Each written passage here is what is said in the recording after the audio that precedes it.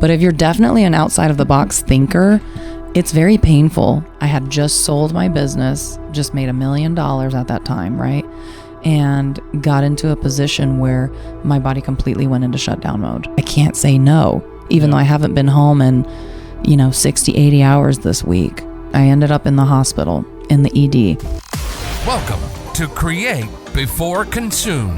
Now, here's your host, Fitz. I know, and it's different, isn't and I it? hear me too. Isn't it different? Very. Yes. There we go. Definitely in the zone. So, this is recording. This is recording. This is recording. This is recording. This is recording. That is recording. Everything is recording. Okay. And with that being said, thanks for being on the podcast. Welcome to Create Before Consume, podcast for creators from creators, all about creating. And you created a lot. So let me start off with that. You don't say. Yeah, first off, 5 kids. So you're a mother. Mm-hmm. That is a lot because most people don't even know what that means. Mm-hmm. But also, you started how do you call that again? Sorry. Stage fright.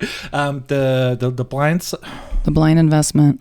Yeah, you started in a 501c3 nonprofit. God, now I'm getting the stage fright. I'm like, I had all my talking points and like, okay, you're a successful entrepreneur. You started a nursing home. Mm-hmm. You got the blindfold invest. The blindfold investment. That's a great segue.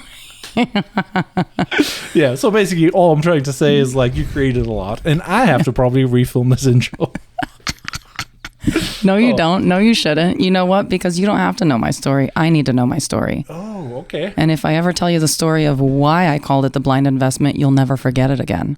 Yeah, and I think like that is a great segue to go into your backstory. So, first generation Romanian immigrant, first US born, first college grad, first married. I got married super young, 17. It's still kind of young even for our culture and our religion, but we're definitely brought up as, you get married young, you have a lot of babies, you're a homemaker, very like culturally sound and cultural conditioning that happens. So my backstory is like it's a mixture of like good moments, but a lot of like sad. Yeah. And it took me a long time to get through all of that sad and kind of defragment all of it and get to a point where I can really embrace it and say, it's what made me who I am today. So to enjoy that. But long story short, I was married at 17, married for 14 years. It was covertly abusive. I don't even think a lot of times he even realized how abusive it was or anything. It comes a lot from like our culture. We come from communism. And so there are a lot of tools that were used in communism to control the masses and the population. And you just end up picking up those tools. And me being more of a hybrid and growing up in America, I knew that there's something different to life, and I call myself a hybrid all the time, whenever you embrace a different culture. So let me ask this. What does it mean to be abused? What were the things, how you were abused, and can you give me an example? Like, what are like signs to look out for when you're like, I don't know if I'm abused or not? Like, what are the red flags, basically, if a woman is listening? Mm-hmm. Give some advice, because like in my eyes, you're like a role model for womanhood, because like you did it all. You did the business, you did the motherhood, you did all the above, and now you're giving back to other people. So like, get into that. Right. So I think the most important thing to understand is that abuse is gender neutral. So it's not going to be always women being abused, although statistically speaking, it is about 70 to 80% female. Yeah. And just because of gender roles and the world population and how we get statistics. But a lot of the abuse that I focus on, because a lot of times, whenever I talk about it, it was more of a question of, were you hit? Did they hurt you physically? And I think anybody that understands what covert abuse is like would probably agree with me in saying that a lot of times you wish they would hit you and you would have some external signs because it's so painful with the internal wounds, and it's very hard to heal those wounds because no one else really sees them or knows them or understands them other than you. Yeah. So my advice for someone that is maybe confused on, is it me? I direct them, even if they're not of a Christian background. There's a really great book by Natalie Hoffman that saved my life. It's called Is It Me? Making Sense of Your Confusing Marriage. So first of all, if you're confused and you're not happy, there's time that you need to really dial back and just see what's going on. Yeah. And then, on top of that, if you're having conversations and it's cyclical, meaning that it gets better for a little bit and maybe in the next 4-6 weeks you're back at it again, and it's hours long of conversation, confrontation, you just can't drive your point across, they're avoiding therapy or any kind of third parties coming in to mediate and help express yourself or communicate. If there's a lot of that going on and you're noticing that you're living for some of the highs because you have so many lows and you're actually so sad, that's a point where you really need to start evaluating and see, am I in an abusive relationship? And abuse doesn't only happen in marriage. It happens in siblinghood, happens in friendships. Siblinghood, you got me there. Yes. Sibling abuse is a literal actual term that people don't use. And I get onto my kids all the time so that they understand what it means. Yeah, it is a weird thing because it's when you talk about your sisters, brothers, whatever. It's there's always that power struggle, and I don't know. You can come, Rachel. Yay! Come on in. Hey. Yeah. Thank you. Yeah, we maybe have to reshoot the intro anyways because I was not it's so okay. good. Let me open this with my. Just kidding. Where's the brag? Where's the brag? It's all good. We're okay. We're far enough from here. I'm protect the equipment. We had such a tough conversation right now, but I kind of want to go back into it. I'm sorry for being all over the place. Yeah, no, I love it. I think these are things that more people should talk about. So my slogan has always been, let's talk about the things people won't talk about. Yeah, and with that being said, would you like some cab? Yeah. Okay. Totally. I'll take all the things. Yeah, I take some too. That one did it too. It was you. I thought it was me. I was I thought it was me. We're not allowed to do this. Well, we did it now. I think Fitz is about to start tweaking, his eye's gonna twitch. My equipment. No, I'm all good, babe. I'm all good. And that is focusing on the Topo Chico. I'm just letting you know because I don't want you to look back and be like, oh my God, why is she blurry? Now let me manual focus. That's all good. Oh. Okay. There we go. There's one more. There's one more. I would put the. So where do you leave that down? I would put the rag somewhere nearby. I guess this is the perfect excuse to restart, but we can just roll from here. Let's lighten it up. Let's lighten up this mood. Yeah. So I want to get into it because I want to be devil's advocate right now. And let's go. You said obviously there is abuse going on, and as a man, I'm today the bad guy, and I got to be maybe Rachel's got you by the panties. She does, but we got to talk about. But you like it, yeah. But the one part is do we have to basically do that power struggle, that fight with sisters and whatever, to grow up and be okay, now I'm hardened for the real world? What is too much? What is too little? Because we talked about it. Abuse is a thing, but what is healthy? What is unhealthy? And it's really blurry in a way, if that makes sense. Abuse is never healthy because abuse by definition is the overuse of some power. It's a power trip. It's a power struggle. So abuse is never healthy because you're abusing something. Okay. It's just like substances, right? Yeah. Not all substances are terrible for you, but if you abuse them, then they become terrible for you because you become chemically dependent and whatnot. In the same way, abuse can create a chemical dependence in our brain. This is why you go and you chase the dopamine highs when you're in a toxic relationship, which is one of those hot words, right? And what are they called?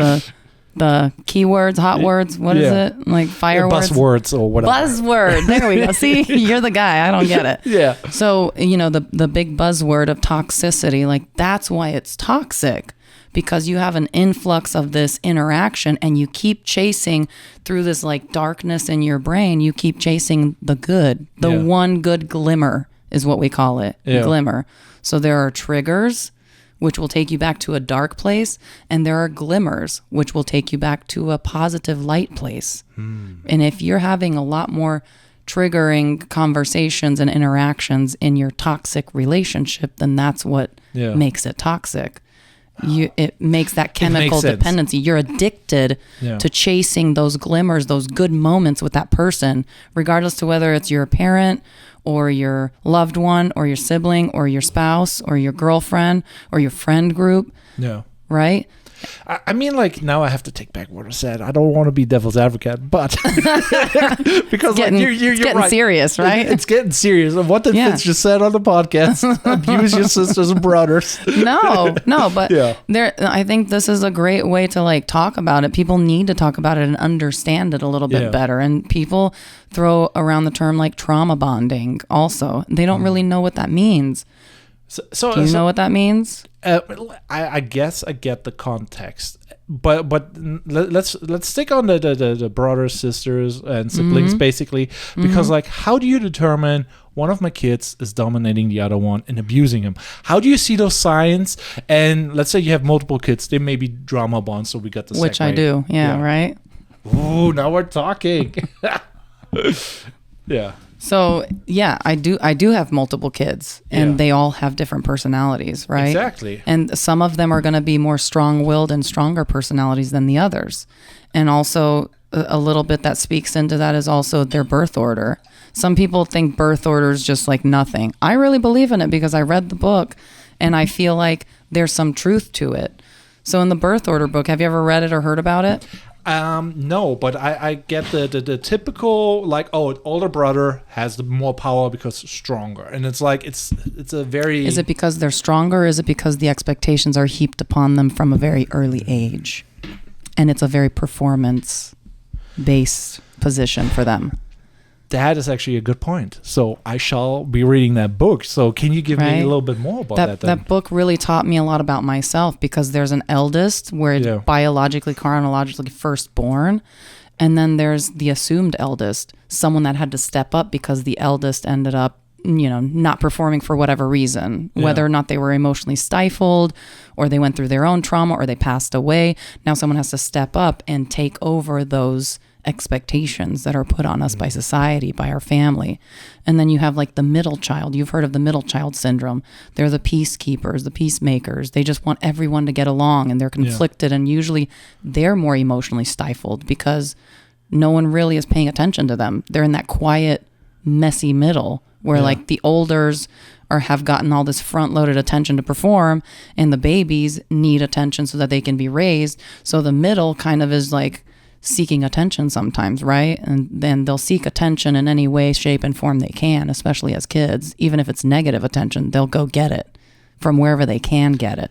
That makes a lot of sense. And the baby of the family is usually the jokester. So I'm assuming you're the baby of the family. No, I'm not. No? I was basically, what you described as the middle child, I'm like, technically, I'm the oldest one, and I have multiple siblings that I did not know of. So I had my sister, and basically I was the oldest, 3 years older than my sister, and then I have a half sister that I figured out 10 years ago I have a half sister. So I have a bunch of American family that I never knew. Funny enough. So growing up though in the house, did you grow up with any siblings, or was it just you? Just me and my sister.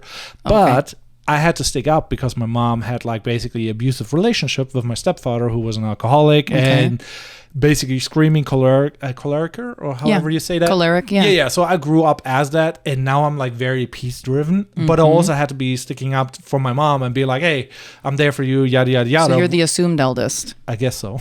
But were you born older than are you older than your sister? I'm the oldest. Okay. So you are the eldest, but you also had to become the man of the house. Basically. Responsibility, protector, preserve everyone's peace and quiet. Yeah. But you also had this like trauma bond that happened with that chaotic, Yeah. So crazy life. It is weird when you put like, like labels on it. And I mean, like, I sometimes feel like all labels fit everybody a little bit to a certain degree.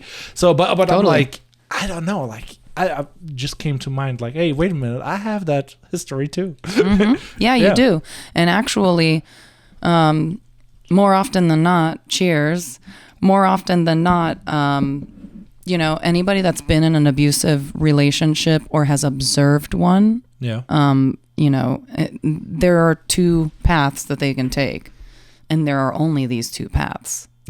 Let's see if I did the first one. But okay, give it me. Otherwise, there's this like outlier, right? Okay. We're the oddballs. We're the cycle breakers, chain breakers, way makers. But there are two paths. They can either be a victim or they can be a perpetrator. Oh, okay. Yes. Because when you're a child and you're observing it, either you say, I will never go through this kind of powerlessness ever in my life. Yeah. Therefore, I will exert my power on everyone I meet. Or I will never go through this because I will just make myself so small, almost invisible. And I was the perfect victim. Huh. I was the perfectly groomed, perfectly picked victim in my scenario because all I wanted was peace. That's me. But I don't want to say I'm like a victim. Well, you're not a victim because then there's also the cycle breakers. Yeah. Right? We're breaking generational curses. That's why our path is a lot more difficult than most other people's because we're outliers. We're outside of that. Yeah. You're creating a new neural pathway and a new generational pathway for everyone that comes behind you that you touch. Because you've seen what it can be and you're like, well, I'm not going to be a victim because I saw what it did to my mom, my sister, whoever else. Basically. And I'm not going to be my stepdad because I fucking hated him. Yeah. Right? Yeah, basically. Essentially. So then you're this hybrid. Yeah. You're this waymaker, this chain breaker, and that takes a lot of energy. And that's where a lot of us become creators and we output because we survived that. We are survivors collectively. There's a saying where like when you experience drama, it takes like 6 generations till it gets washed out. Trauma. Yeah. Yeah, trauma. So I'm like, You're saying drama, which we go through every single day, but trauma. well, I'm also foreign. I cannot pronounce anything right. Trauma. You know what I mean? We need to make a jingle. I know. But yes, it does take six generations. Yeah. 6 generations to eradicate and break a cycle. Yeah. Generational curses and generational cycles. So how you make sure now, experience all that? Because like obviously we should touch on the other stuff too, because like you more than that. You overcame that by a lot, and like by definition you're like a successful woman. You built a big business and you did all those things. You did like a lot, like basically an overachiever in a way. And I don't know if this like phoenix through the ashes kind of sort of thing, Yeah, but how it resonates. but how do you make sure that your kids don't get that curse? Because like you experienced it. I manage them a lot. I manage their behaviors and I manage their relationships. I sit down, I communicate with them. I will stop them. I will tell them, mid-conversation or when I notice something. Like, a great example, we were at Universal. Yeah. And one of my kids at the time was like going through his little prepubescent pudge, right? Like there's a time when like they put on a little bit of extra fat because they're about to like shoot up and become super huge boys. So they're super self-conscious. And he's going to get something innocent, like a refill on his soft drink or something. Yeah. And one of the siblings, I won't name like, genders or something, was just like, dude, do you really have to like get that? Like, don't you see yourself kind of thing? Right? That, my dear, is sibling abuse. Okay. And I will stop it in its tracks. And so I immediately shut it down. Yeah. I don't necessarily coddle the other one because he's got to develop thick skin to be able to come back and not be, he's, one of the middle kids and he can't just shut down inside of himself and stifle it. He needs to express himself, but they need coaching when they're young. Yeah. They need to know how to express themselves without hurting back because hurt people and healed people heal people. Yeah. That's the difference. And so I sat down with all of them in the car while we were driving back. And I said, listen, I don't have the best relationship with all my siblings because of the history we went through, and we weren't equipped to help each other. It was survival of the fittest, right? Relationship wise. And I told him, I want you guys to have a great relationship with each other. I don't want one day this one to think back at the day he was at Universal and you made him feel less than. Is that what kind of memory you want to have? You want your brother to have of you, and they really sit with it and they think about it and they feel remorse and they think, and then I, as a parent, need to make sure that I'm tracking and I'm monitoring their progress, which has been astronomical. 3 of my oldest kids had PTSD when we had first left the relationship. Yeah. I didn't even know. I'm a nurse. I'm a critical care nurse. I know all of the signs of anxiety. Yeah. I didn't realize their palms were sweating. Their knuckles were bleeding because they were biting not only their nails, but their fingernails, their finger knuckles.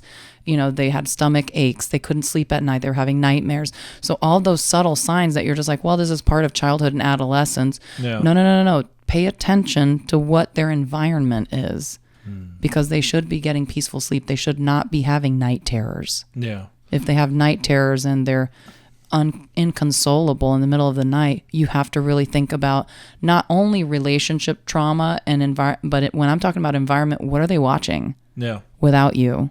What kind of trash, garbage in, garbage out? This is such a weird topic. I mean, like, I saw Facebook posts, I don't have kids right now, but I remember when I was a teen, and I'm like, access to the internet, the new era, first thing ever. And I'm like, okay, we had privacy, and privacy was a big thing. But nowadays it's like, do you give your kids privacy? You don't give kids privacy. What is too much? What's too little? And it's like, it's such a weird thing, because on the internet you can see anything and everything, what is good and bad, and there's no limits in a way. And I'm like, I don't even know how I would do it for my kids, because like on the one side I'm like, okay, whatever I observe is private, and I don't want my parents to know about my sexuality in a way, or my things, but I guess, like, should they know? Like, it's a weird thing. Well, and here's the thing: if you're a safe parent and you have an open communicative relationship with your child, I'm not saying they're going to sit down and talk to you like a therapist every single day. But when it's boiling over, like, they got to talk to someone, and they don't trust anyone more than they trust you if you've built that relationship from the ground up in trust. So I tell my kids all the time, you lose trust by the buckets, you earn it by the drops. That's how it works. So preserve that. That is, sanctity for us. And I do let them explore. Like, they're going to find it anyway. If it's not on their phone, it's on their friend's phone at school. Yeah. They're going to see it. Yeah. The question is, are they going to come to you and maybe talk to you about it and be like, I saw this really weird thing, fetish or whatever. Yeah. Like, are people really into that, Mom? Like, what is that? And then you have to be able to talk about it matter-of-factly. Yeah. And you don't have to talk about it right then. You can take a moment and be like, that's a really good question. Let me think about it, and then let's come back to this conversation, and then change the topic. Yeah. You have to have that time, and it's really about patience. It's about building. It's about compounding time over time. Yeah. And that, I think, privacy is good. However, controlled privacy is better. And limited controlled privacy. So I'm not going to let my kid have their phone uninterrupted for 24 hours. Yeah. My kid, for the most part, until they've earned my trust that they're going to sleep at night, they put their phone by my bedside, turned off, charging, because you don't have a business, buddy. There's literally no reason you have to have that on call all the time. You are a child. I know. Like, it is. I don't know how this future generation is, because like we grew up with the invention of social media in a way where it's like, okay, you do it a little bit and nobody really like grows up with it, and it's like, oh yeah, you got to have that. Everybody has it. Mom has it. Dad has it. I'm like, I guess. And we're weird. We're weird if we don't have it. Like, it's a lot of this. Well, everybody else. And I have to remind them, you're not everybody else. We're not everybody else. Yeah. If we're doing what 99% of the population is doing, where's your individuality? Yeah. What makes you different? Because when you're different, it's uncomfortable, or there's discomfort. And when you have discomfort, there's automatically growth. Yeah. You have to overcome. You have to grow through it, not just go through it.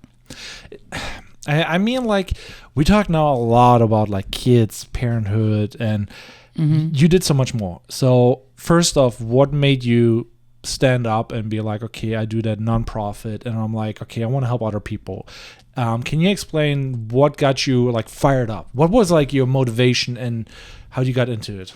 Well, I I actually was very traumatized in business when I started my first solo company in 2016. It was a lot of just me, a lot of me sacrificing time with the kids.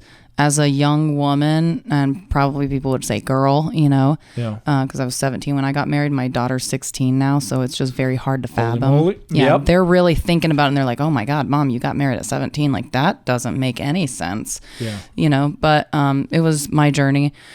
But all I wanted, my only aspiration was I didn't even know what to go to college for. All I wanted to do is help people and be a great mom and a Two great big wife. things. So like those were my biggest goals in life.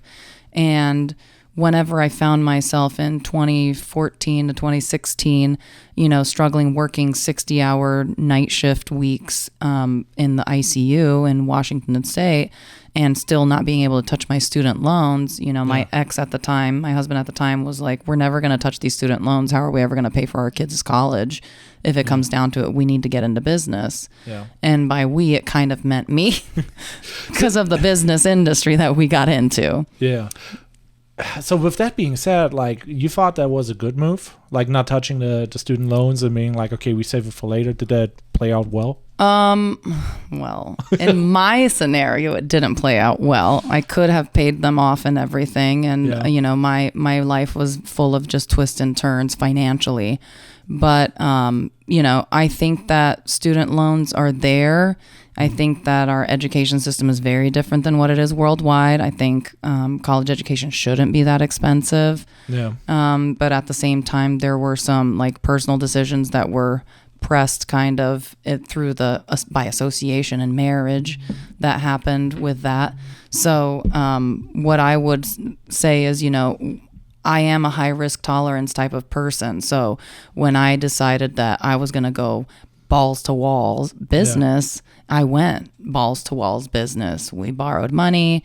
We started out of the red both times. Yeah. But the first time and then this time around by myself with 5 kids, I started out of the red, meaning out of debt. People don't usually do that.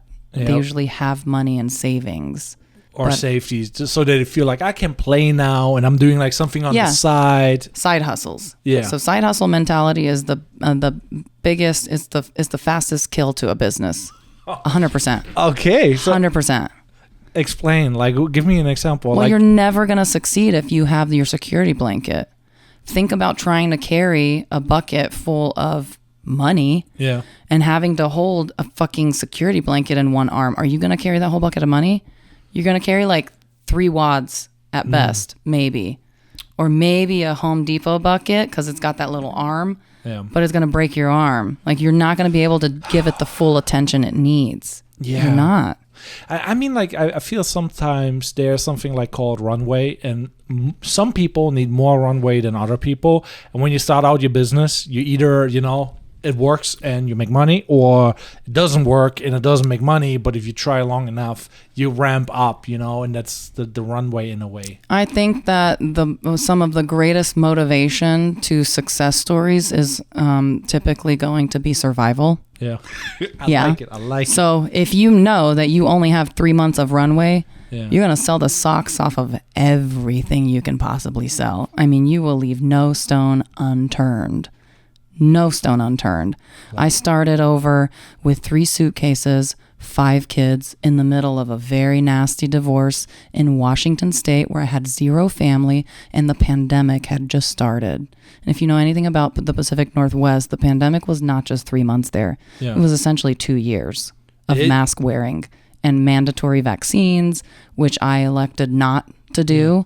That's a personal, political, don't judge me. I have, I have my reasons. Everyone has their reasons. Some people took it, some people didn't.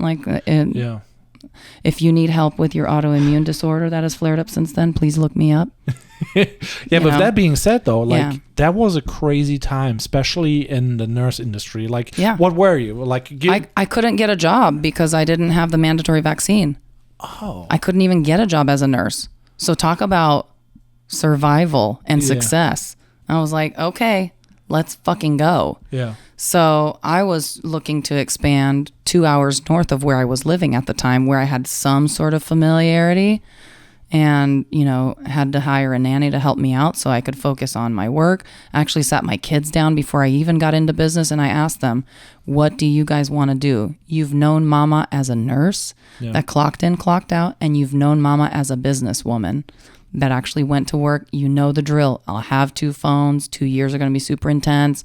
I'll be gone at the drop of a hat. You know, and they all chose. And I said, you guys have to, you guys are my motivation. What would you like? The peaceful, quiet, quaint life with a very strict budget, or a business budget where I clock in, I never clock out, but that gives us a little bit more freedom to go and vacation and stuff. And we were homeschooling at the time, and they all unanimously chose business, because they remembered the difference. They hated me. I don't know what the phenomenon is, but they hated me leaving the house at night for a night shift, clocking into work and being someone else's employee, and not coming home until the morning after they're waking up basically for breakfast, and then sleeping in the daytime to catch up on some sleep when I could. They hated it. I believe it. So talking about that, so what is like the nurse life that is like terrible, good, you know, like if you would summarize it, because like I assume there's like the doctor, you know, you hear all the nurses are like, oh yeah, get with the doctor, you make more money, there's drama behind the scenes, and there's like, what is the nurse life, and what is the negative side of it, and what is the positive side? First of all, you couldn't pay me enough to be a doctor. Okay. Because it's basically business without being a business owner. Okay. It's just very repetitive. I know plenty of doctors that love being in business versus being in corporate healthcare, just because corporate healthcare is not made to be very like autonomy friendly. There's all these policies on top of policies on top of policies. So as a nurse, I really do miss maybe some of the camaraderie that we have. There's a lot of team building that happens out of necessity. There's a lot of trauma bonding that happens, especially in the critical care unit, or even if you're on a typical med surge unit, you know, and you get handed a shitty, you know, team of people to take care of, and you're short staffed, and you never got your lunch break, and you don't get to even clock out to like put your feet up or take a nap. There's no, you know, charge nurse, all these different things. Like, even though you have that, you have people that they get it. They're your suffrage siblings. So it makes it more bearable. And that's why a lot of people end up staying so long. I know a lot of master prepared nurses that stay as staff ICU nurses because it's all they've ever known. They've done it for 40 years. It's down to an art. It's so dangerous. Like in Germany, you have an apprenticeship. You got to learn a job. And my buddy, he learned a job. He failed the master thing, so that after 3 years, you got to take a test. He failed it. The company took him back, and like you can be a little bit lesser version, and then do it in the 2 years later. He still works for that company. And the first thing I did when I finished my test and I succeeded, I'm like, I quit this company just to be like, I need to know that I can get a job. You bet on yourself, though. Basically, discomfort, growth, betting on yourself. If you're gonna gamble on yourself. He's still working there, I think. That's right, because you get stuck in a rut, because you would prefer a familiar hell than an unfamiliar heaven. That's how our nervous system is wired until you rewire it. So for me to get back into business, so let's back up and talk about nurses, right? So nursing in general, I've always loved nursing. You're either a wonderful nurse and you genuinely love taking care of humans, and you understand, you overstand that you're taking care of people that are at their absolute worst, and they could curse at you, they could kick you, spit on you, you know, not listen to you, refuse medication or medical treatment, be super frustrating. But you either understand that they're at their lowest point and you're going to give them compassion, or you're completely like not a normal nurse. You just went to make the money because it gives flexibility and money, and there is money in nursing, especially travel nursing, right? If you know how to work the system, you work it, but you would work it anywhere. It's not just in nursing. It's corporate for a reason. People work corporate. They learn how to hack any system. So, you know, the trouble with being a nurse is that you literally feel like you're a slave.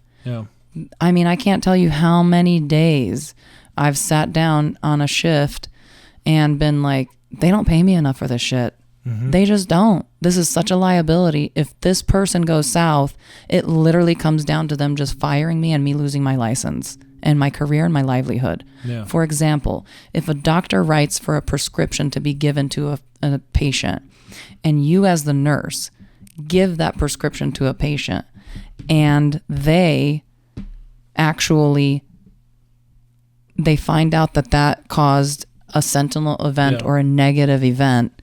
Who gets the blame for that? Whoever administered it. Don't throw Why? the doctor. Don't throw the doctor under the bus. Why, right? But why? It makes no sense. We don't have all of that extra knowledge. Extra knowledge. We don't get paid all of that extra money. We don't have all of the support. Our like federal nursing cohort is so much weaker than the physicians one. American Physician Association, oh my gosh, they'll go to bat for any physician that's registered with them. Nurses, forget about it. You're either in a very strong union state or you're not. Period. Point blank. And even as a union nurse, I got wrongfully fired from a large company that I ended up fighting by myself and winning because I knew they had an ulterior motive.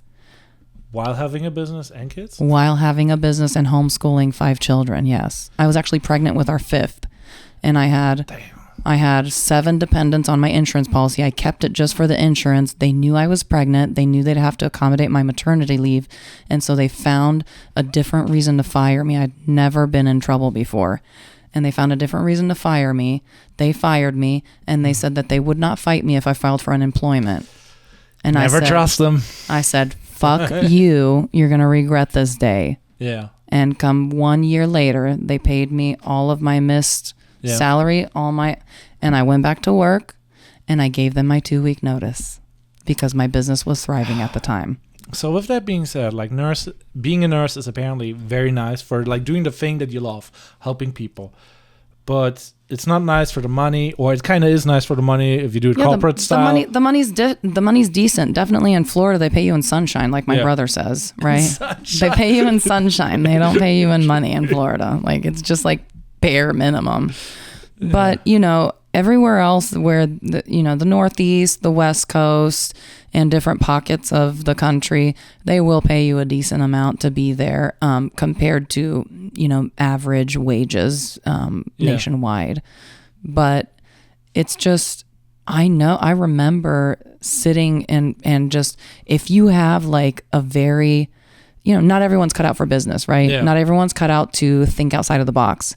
But if you're definitely an outside of the box thinker, it's very painful sitting there and feeling stuck and trapped. Like I have to wait for this next paycheck. I need to take this overtime. Oh, they're asking me to stay over and they're offering me, double time or time and a half or double time and a half because it's a holiday. I can't say no, even though I haven't been home in, 60, 80 hours this week. And my kids, are begging me to stay home every time I leave. No. But you take it for the money. So with that being said, like, good, bad, and there's lots to being a nurse. What are like the options as a nurse? Like obviously you just mentioned like, oh yeah, you could different state, more money. What other options do you have? Because like I think like your thing as Nurse Gone Rogue, that is your social, right? Do you have an escape plan? What is the escape plan for a nurse? What is the game plan? Absolutely. I mean, I have an escape plan for anyone, but especially for nurses because we have so much flexibility in our schedules and our contracts and the way that you can build a runway. But really, I do say this, like, I know that there are a lot of negatives that are seen in the healthcare industry, but in nursing in specific, I have never, ever once sat down and thought to myself, oh, I wish I would have done a different, a different thing in school. I wish I would have done a different, not nursing. Like, I never once regretted it because it is so multifaceted and diverse. You can literally do everything. You can be a legal consultant. You can be a concierge nurse. You can be a nurse navigator. You can be a business nurse, right? Yeah. You can be a consultant, a business consultant. I got so many questions now. A business consultant as a nurse. So you're a nurse and you're consulting businesses? Absolutely, especially in the healthcare world. Oh, so basically... So home health, hospice, palliative, fitness, wellness centers. They've got a lot of personal trainers, but they don't have a medical background. They don't understand. It drives me insane when I see people that halfway wipe a seat bench at the gym. I'm just like, ew, you're disgusting. They don't understand wet time. Do you know what wet time is? I do. No. It sounds like it's time to wet yourself, but I'm like, no. No. What is wet time? Wet time is a technical term that's used in the medical industry whenever you're disinfecting a hard surface, because, for example, hepatitis C will live on a hard, dry, cold surface for 72 hours. It will survive and it can be contracted. So that is one of those fancy things, hepatitis C, B, A, whatever. What is that? Because like, what is the summary of that? Because like people have no idea. And those are contractable diseases. And they, for the most, hepatitis C, they've come up with, any virus can't really be healed. Yeah. They can only be suppressed for the most part. Hepatitis C is one of the more aggressive forms. You'll see it a lot in like drug abuse. That's the poop one, no? No. Which one is the poop one? I don't know the poop one. Why don't you tell me?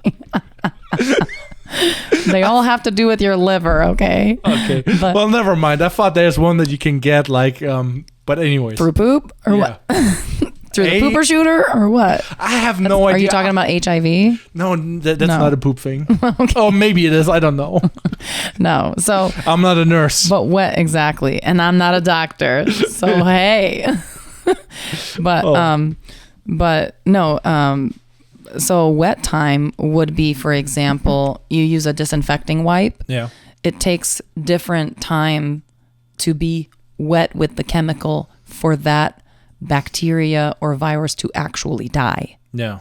So if people, for example, are reusing a thermometer between patient to patient, and there's the flu, and the flu virus takes 30 seconds or 60 seconds of wet time to die. If they're going That's between, long. If they're going between yours, why do you think it drives me nuts to go to the gym and see this shit? If they go to you, they use it on you, and you have the flu, and they wet it and they wipe it, but they go right to Rebecca. Or Rachel, sorry. I'm so sorry. They go right to Rachel and they use the thermometer on her in like 10, 15, 20 seconds. That's not unreasonable from room to room or station to station. They could, right? They could infect her with influenza because they didn't wait long enough for the bacteria or virus to actually die. Or doorknobs or things like that. Why do you think Lysol says spray it for 20 seconds? So I'm a little bit weird in a way. Sometimes I'm like, I feel like, when you have like really good air filter and you don't have dust and you don't have XYZ, you can become overly sensitive. On the flip side, you can live very, very dirty, and it's also not good because you can get XYZ. So what is as a nurse, knowing all this thing with like, you can get XYZ. Yeah. What is like a lifestyle where you don't get like, okay, gotta wash my hands every 20 seconds? OCD kind of thing, yeah. Yeah. What is like the balance and how you keep it? Because like it's impossible to not get things in a way. Right. If it's wet and soiled, if you touch something and it's questionable, wash your damn hands. Okay. If you're using a public area, doorknob, whatever, and you know that it's flu season, which by the way it is right now, right? Yeah. Use a hand sanitizer. What I will say is a lot of people don't understand and don't know this. Actually, the public toilet seats have been tested and have, I think, 30% of the bacteria that an actual public doorknob has on it. Damn. Does that put makes things into sense. perspective? And so, there is a disease called C. diff, Clostridium difficile. It's an actual bacteria that lives inside of our gut. And when there's overgrowth, people will get incessant diarrhea and like a bunch of other symptoms, right? And that one, alcohol won't even permeate C. diff. You have to wash your hands. Huh. What does washing your hands actually do? Soap. So How you does it basically- disinfect? Yeah. So you wash it off, or it just stays there and it just is. So that's what hand washing does. It becomes slippery and all of the bacteria come off of your hand because your skin is your biggest organ of your body. I mean, like that is a big one because like on the one side, people will, when they learn about all those diseases, and it's like, there's like when you have your bed and there's like, what is it called again? Little bugs living in your pillow. Yeah, and they're bed eating bugs. not bed bugs, but like microbes. mildews or something like that. I forgot what the name is. So basically, they eat your skin, and it's like everybody has them. You cannot really get rid of them. Everybody has everything on there. Everybody has MRSA on their skin. Staph, like Staphylococcus aureus. Yeah. So we all carry it on our skin because of all the public places we go to. It's when you scratch with your nails or you get a cut and you haven't cleaned it correctly and let it heal in a clean environment. Clean, it doesn't have to be sterile. Yeah. You know, when you don't do that, then you can contract an infection, right? But we all have it. It lives on our body. Yeah. Staph lives in our body. Clostridium difficile lives in our gut. Like those things are there. It's just not allowing the overgrowth. So one of my favorite mottos is crowding out the bad with the good. Yeah. That's how I live a life. You know, I don't take away certain things from my kids, certain pleasurable things that they love to eat, like junk food, because I don't want them to get out of my house and be like, oh, I'm only eating junk food, Mom, because they're going to run their health into the ground. I want them to feel the sensation when they do go through like a binge weekend and they ate only junk food and be like, oh my gosh, I feel like trash. I need some real clean food. They have to learn those skills while they're with us. I love it. This is like touching on a subject where you also are very knowledgeable, because like biohacking, doing like the fitness thing, doing like the blood work, doing all that. And I mean, like, I think so there's so much to you, because like you have first off your business where you made a lot of money. Then you still offer like the blood work stuff. Can you go into that? Like, describe what you do on the side, because most people are like, okay, she's a mom, whatever. And then there's like, oh, she's a nurse, whatever. Flex a little bit on the haters. I don't need to flex. I just exist. But if I were to flex, I specialize in high functioning entrepreneurs that have extreme inflammatory or what was I going to say? Inflammatory stress responses, autoimmune flare-ups, things like that. Yeah. And I think part of that came to me as a passion because I went through so much trauma emotionally. Yeah. And that impacted my health. If people were to look back at my body or how my body looked even just 2 weeks before I filed for my divorce, they would not recognize me. Yeah. I was puffy, had a round face. I was working out, eating clean, and I could not shed that stress weight and body fat. And then as soon as I got happy and I started really being my authentic self, the fat just started melting. Granted, I had some anxiety there too, helping me out, but you know, you get that under control with diet, exercise. And I had just moved to Florida, and I have a mentor of mine that was really just a wealth of knowledge. I still work with him to this day.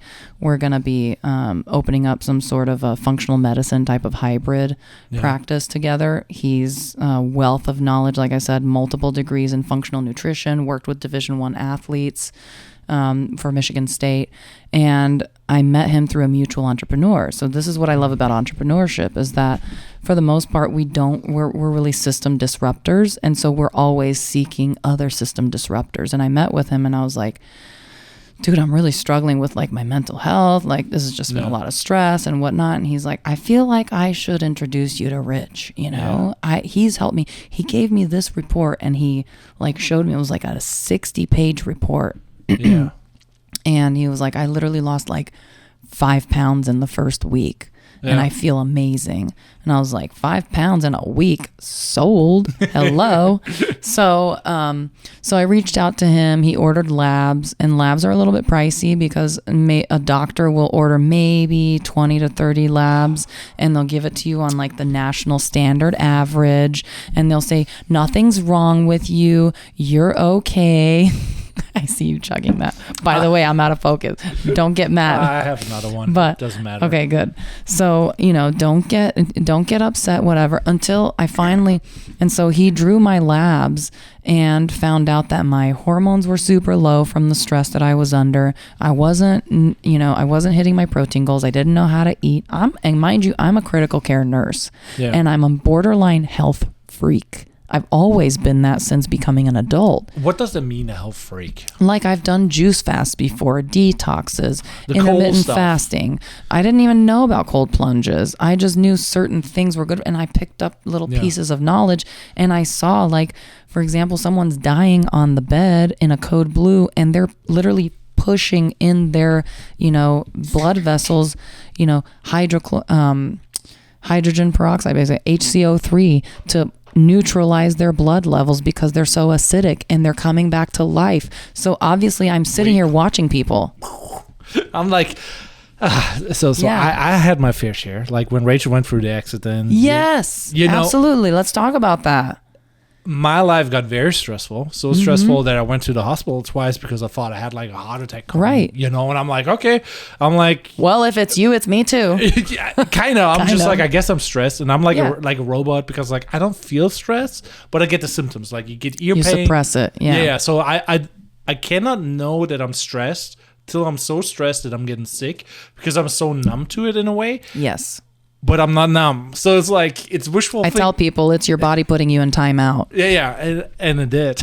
But I'm like, okay, blood work, hospital. And I'm like, they only check for certain things. Yep. But not everything. So it's like, I figured out there's like a full body scan that you can do. You get a PDF, you get 50 pages, scan head to toe. They tell you got a clot there, you got something growing there, and whatever. And I'm like, great. And blood work, all that stuff, you can do private, and it's cheaper than you go to the hospital. They do one thing, ignore all the other thing. Oh, you just mentioned that. We only check for that, and that costs 10 times more. And I'm exactly. like, what? So here's the thing. In the hospital, our corporate healthcare system is made to be reactive. It's not made to be proactive. In functional medicine, we're made to be proactive, right? Not reactive. We are made, so for example, when I said a doctor will pull maybe like 30 labs, I showed my concierge doctor, I'm not going to name him, but I showed him my own optimization kit, right? After I did it, I was like, what's your opinion on this? I'm just curious, right? I'd already healed my body and taken different like DHEA supplements, different other supplements, modified my diet, modified my sleep cycle. I started sleeping the first night I hit my protein goal. I slept for the first night in I don't know how many years, 8 hours. And I was able to fall asleep by 10 p.m., which was huge when you have anxiety. You can't fall asleep till 2, 3 in the morning. Then you wake up at 6 in the morning. You feel foggy. Even if you sleep at 10 p.m., you wake up at 6 a.m., you're still foggy. Like those are all symptoms of extreme fatigue and imbalances within your hormones, your liver struggling, all those things, right? So... And he looked at it and I thought he was going to be way open-minded, right? And he was like, oh, that's just overkill. You don't need that. I was like, okay, here, why don't you write me these prescriptions that I need you to write me, and then you can save the rest for yourself. Like, bye. Right? But the labs that I order are probably closer to maybe 60 to 70 different labs, including your cortisol levels, all the different hormone panels, and then the software that I use actually shows you a much more narrow level versus the national standard where they lump in all of these like morbidly obese, the diabetes, the chronic kidney disease, the liver failure, the cancer people, like those all go into these tests. So of course you look normal to any other doctor. They're like, oh, your labs are good, bye. But ours are much more, optimization is very tight. It doesn't. What's optimal for your body? There. It doesn't even end there. They're telling you, you're all right. Here's the bill, and the bill is what? Astronomical. Even for an outpatient doctor, it can be astronomical because it may only be $100 visit, but then they upcharge you for everything that they do in office or that they tell you. And so what I learned was if I can use the software, so I had one case in particular, old friend of mine, we got back in touch. This was in March of 2023, and he was in the middle of his PhD, towards the end of it actually. Yeah. Had gotten his dream job in the U.S. as an assistant principal, and then said, I don't know what's wrong with me. I quit my job. I'm driving back to be around family because I feel like my insides are just melting inside of me and I'm dying and everyone's telling me I'm fine. No. So I was like, send me all your lab work. Let's look. He went and he paid for his own full body MRI scan, which was about $2,000 maybe. Yeah. It came back with all of the detailed reports with what he's got going on.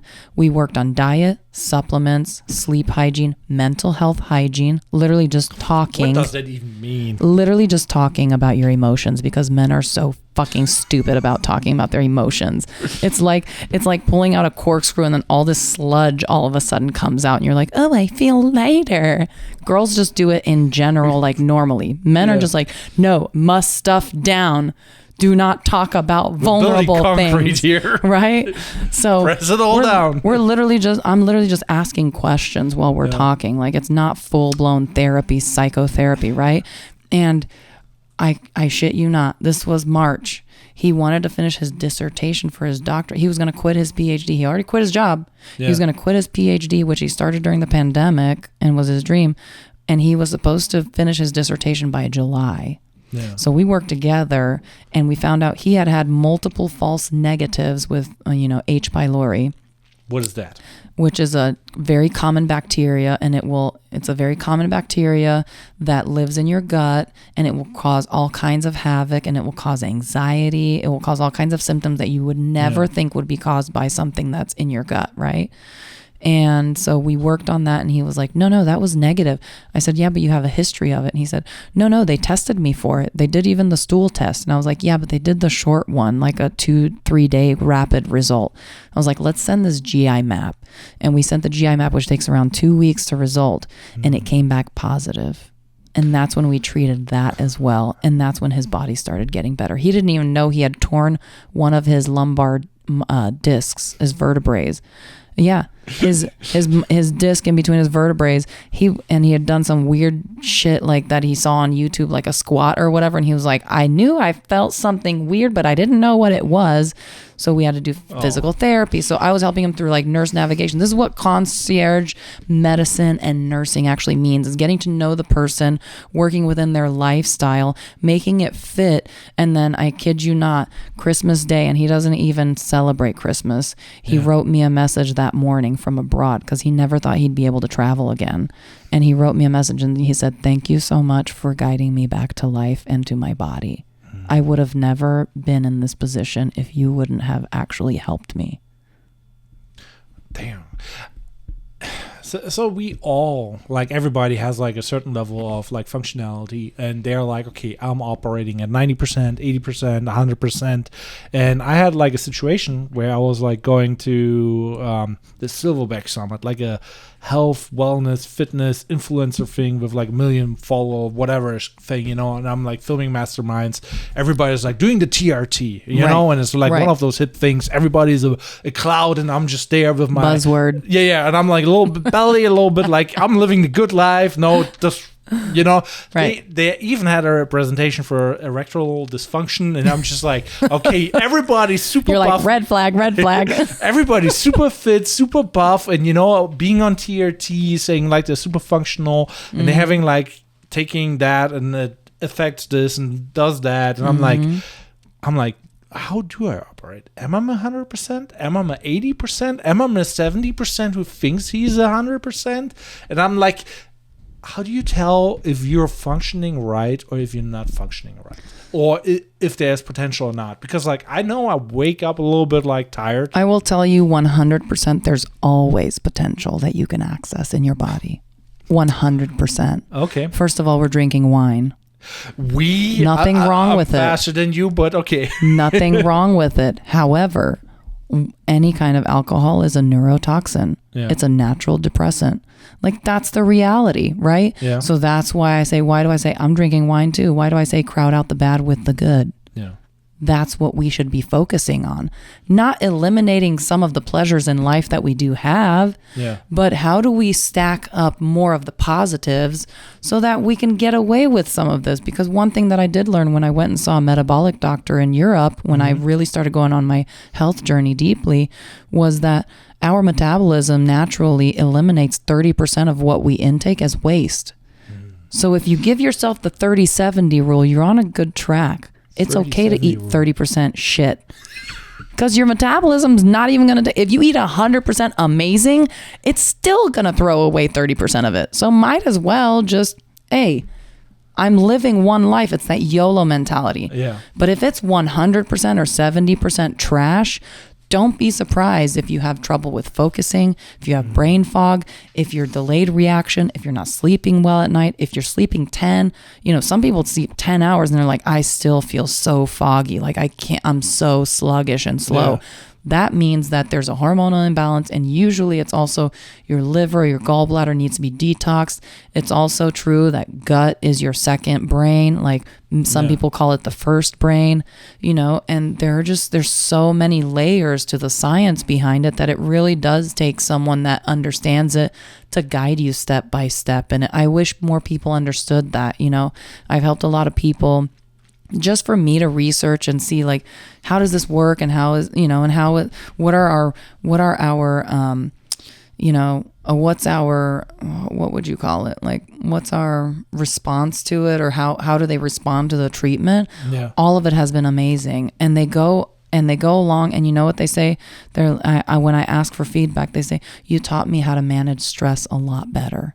I know that I can manage stress with my diet. Yeah. With my diet, with my circadian rhythm, my sleep, and with light exercise. If you are running 1,000,000 miles an hour as an entrepreneur, do not go and crush your body in a hard physical way at the gym. Your body's going to be like, holy shit, what is this person doing to me? I'm in survival mode. Yeah. It needs to be just movement. Motion is lotion. That's what it needs to be more of when you're in a high stress. Yeah. Now, as your stress decreases and normalizes and levelizes, yeah, you can push your body a little bit. If you're in a growth mode, it's just like anything. Something's got to give. So you've got to decrease the stress on one end so you can amp up the stress on the other. But if you're stressed 100% of the time, which I'd love to say a point about the stress factor, if you're 100% stressed all the time, your body's going to be like, I'm in fight or flight. Yeah. This is survival, bitches. Like, I'm not doing this. So it'll shut down, and it'll carry a lot of midsection weight for bad days because it knows those are coming, because your body's going to put you in timeout. You're not going to be able to eat. Exactly. Yeah. So one of my greatest epiphanies was after my divorce. I had 3 therapists at the same time. I was like, you handle this. I was like, everybody's saying I'm going through this crazy shit. Like, what's going on? Am I really crazy? Like, what is happening? I don't even understand. What have I been in for the past 14 years? What have I been in for the past 31 years? What has my life even been? Yeah. Like the biggest questions, right? Because in our culture and religion, counseling and therapy is very taboo. You don't go there, you go to God. Yeah. That's what the mentality is. You don't go to other people. You go directly to God. You pray. Oh, you didn't pray hard enough. You didn't fast well enough. You didn't this, you didn't that. It's all performance culture. Even though people don't want to call it that, it is. It is. It's man-made rules, and it's performance. It's key performance indicators at its worst, because you can't even track it. It's not a job. You don't get paid for it, right? So I went to one old man therapist who really made me mad because he never gave me feedback. And I would give him all of this information. I'm just like waiting for him to tell me, like, you did this wrong, you did this right, just keep doing this and you're gonna be okay, you know? All of them kept saying you're on the right track, and I would get so fucking mad every time they'd say that. Like, can someone say something different other than I'm on the right track? So one particular day he gave me a packet to take home. And it was a packet about stress. It was a rubric that I needed to fill out and score myself on what kind of stress I've been under. And it said for the past year. And so I did it, and I got to the end of the packet, had some information in it and whatnot. I need to look it up because I'd love to have other people do it. But I looked it up at the end, and at the end it said that a normal, stress range would be somewhere around the 16 point scale, 16 to 20 point scale. And guess how much mine was? What? So this is self-diagnosed? What? It's a self-guided worksheet. I don't know how stressed you felt, so I'm assuming like doesn't matter at the time. It's reality. I was very matter of fact with it. Yeah. So 18 maybe. What did you feel? It says to look back for the past year. Yeah. So I was only looking back for the past year, and then I widened it, and I was like, holy shit, how long have I been feeling this for actually? So you say 18 should be like a normal. No. I'm just like, I guess you felt like 18 because I don't know how you felt at the time. That's what I'm like assuming, because the time seems probably stressful. So what did you judge yourself? My score was 120. 120? And that's all I ever remembered for the last 14 years. Oh, damn. So whenever people come to me and they say, I don't know how to fix my body, one of the first things I ask them is, how long have you felt like this or something similar to this? And if they say 2 years, 5 years, I don't remember a time I felt any different, then I tell them, you need to at least give yourself a fraction of that amount of time for your body to heal, because you have abused. Remember we talked about abuse? You have abused your body for X amount of years. It's going to take you at least half as long to heal it. So you better be patient. Well, I had like so many questions for in between because, okay, you're recovering your body. What is the best way? Obviously, nutrition is a big one, but Huge. you do more than just nutrition, because like you do the blood work, and that's a lot of needles, and you also do like It's only one needle. It's a lot of tubes, though. but the one thing is like you also can do like how do you call it when you get the hydration going, you get the vitamins going, IV therapy. Yeah, IV therapy. Yeah. So you can do that, but what is like the benefit of that? Is this better than like, let's say, just like eating healthy? Like I can drink like So here's 2 the liters thing. of water. I know like, exactly what you're asking. Yeah. And let me tell you something. When your body has been in fight or flight for so long and is in extreme inflammatory mode, you can't even digest what you're eating. Taking oral supplements, eating certain things, your body is in metabolic crisis is what I went through at one point. I went through a metabolic crisis, which means nothing was staying in my body. It was just moving through. I had to stop and take this is how I realized it was stress. Because in Romania, when I went through this when I moved to Romania with my kids in 2018. Okay. I ended up in the hospital, in the ED, in the first week of moving there. How? I had just sold my business, just made $1 million at that time, right? And got into a position where my body completely went into shutdown mode. Wait a minute. You should be like, let's go. Right? Got the bag. Everything is fine. Because this is how it works. And this is what I try and describe to people. When your body is in fight or flight stress mode, it will pump your body with whatever stress hormones it needs to survive. And as soon as it feels safe, it will drop you like a hot potato. And it'll be like, okay, bitch, now it's time out. Sit the fuck down. You've abused me enough. Now I got to recover. Yeah. So that's what happened to me. I finally got us abroad. I liquidated everything, sold our car, sold all of our things. We got to Budapest. We spent the first weekend there. We traveled, whatever. And then it started the night before we went to Romania to like find our house and whatever. And I just had this like dumping syndrome. I was just like, I've never had it in my life. Basically water through the hole it shouldn't be coming through. Every like 5 minutes, I could not stop. I felt like I was going to die the next evening. So I went to the ED, which looked like a sector of Auschwitz. Okay. As a German, I know how that looks. I was sitting as a hybrid Romanian American. I'm sitting there like looking at all the plaster that's fallen off the walls. There's these gypsies there. Like, I didn't know the difference between the state hospitals and the private hospitals in Europe. Yeah. Like, I'm just sitting there like, oh my God, I hope they use good equipment. Like, I'm sitting on a piece of plywood basically as my stretcher in the ED. My disc slips because one of their protocols, whenever you're going through that kind of thing, through a spasm in your abdomen from the inflammation and the stress, is to give you an antispasmodic, aka anti-anxiety medicine, muscle relaxant. And I was like, what? Okay. My body went crazy from stress? Yeah. And it manifested this way? GI distress is one of the top ways for your body to communicate that you are under extreme amounts of anxiety and stress long term. And I never gave that credibility when I was in my previous relationship. And I would have these issues. I never had it as bad as I did then, but I would have it every time. And I always blamed it on hormones because I'm just pregnant or breastfeeding. I always blamed it on anatomy. I always blamed it on whatever else kind of history. But it's actually anxiety and stress that will manifest that way. Yeah. And so what I learned then was that stress really does have a huge impact on your GI and your metabolism and your metabolic function. Yeah. And that's when I started going down this rabbit hole. And this is why I teach people more of how to decrease their stress level, because that will inherently decrease your inflammatory process. If your system is inflamed, your entire body, that means your entire digestive system, which starts from your esophagus down to your rectum, is inflamed. Where do your nutrients get absorbed? Gastrointestinally. Do you know that? I would assume like as far down as possible, because like it goes through and it cannot be absorbed, but over time. So it gets broken down in your stomach, which if you've been in long-term trauma in your life before, any kind of trauma, your body doesn't excrete enough hydrochloric acid, so it can't even break things down the right way. Number one.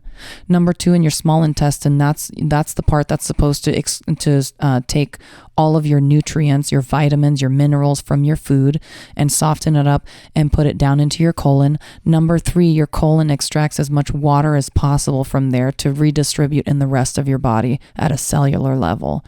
So, and then you poop, right? Then it's the waste, right? Everything that's left over is left over. So if you're a constipated person, you have hard poops because your poop is in your colon for way too long and it gets dry, people. Yeah, that's why gastric motility is so important. And that's why movement is so important, because circulation happens while you're moving, right? And if you're shunting from your those are not vital organs to your body. To your body, vital organs are your brain, your lungs, and your heart. Maybe your kidneys and your liver, right? Yeah.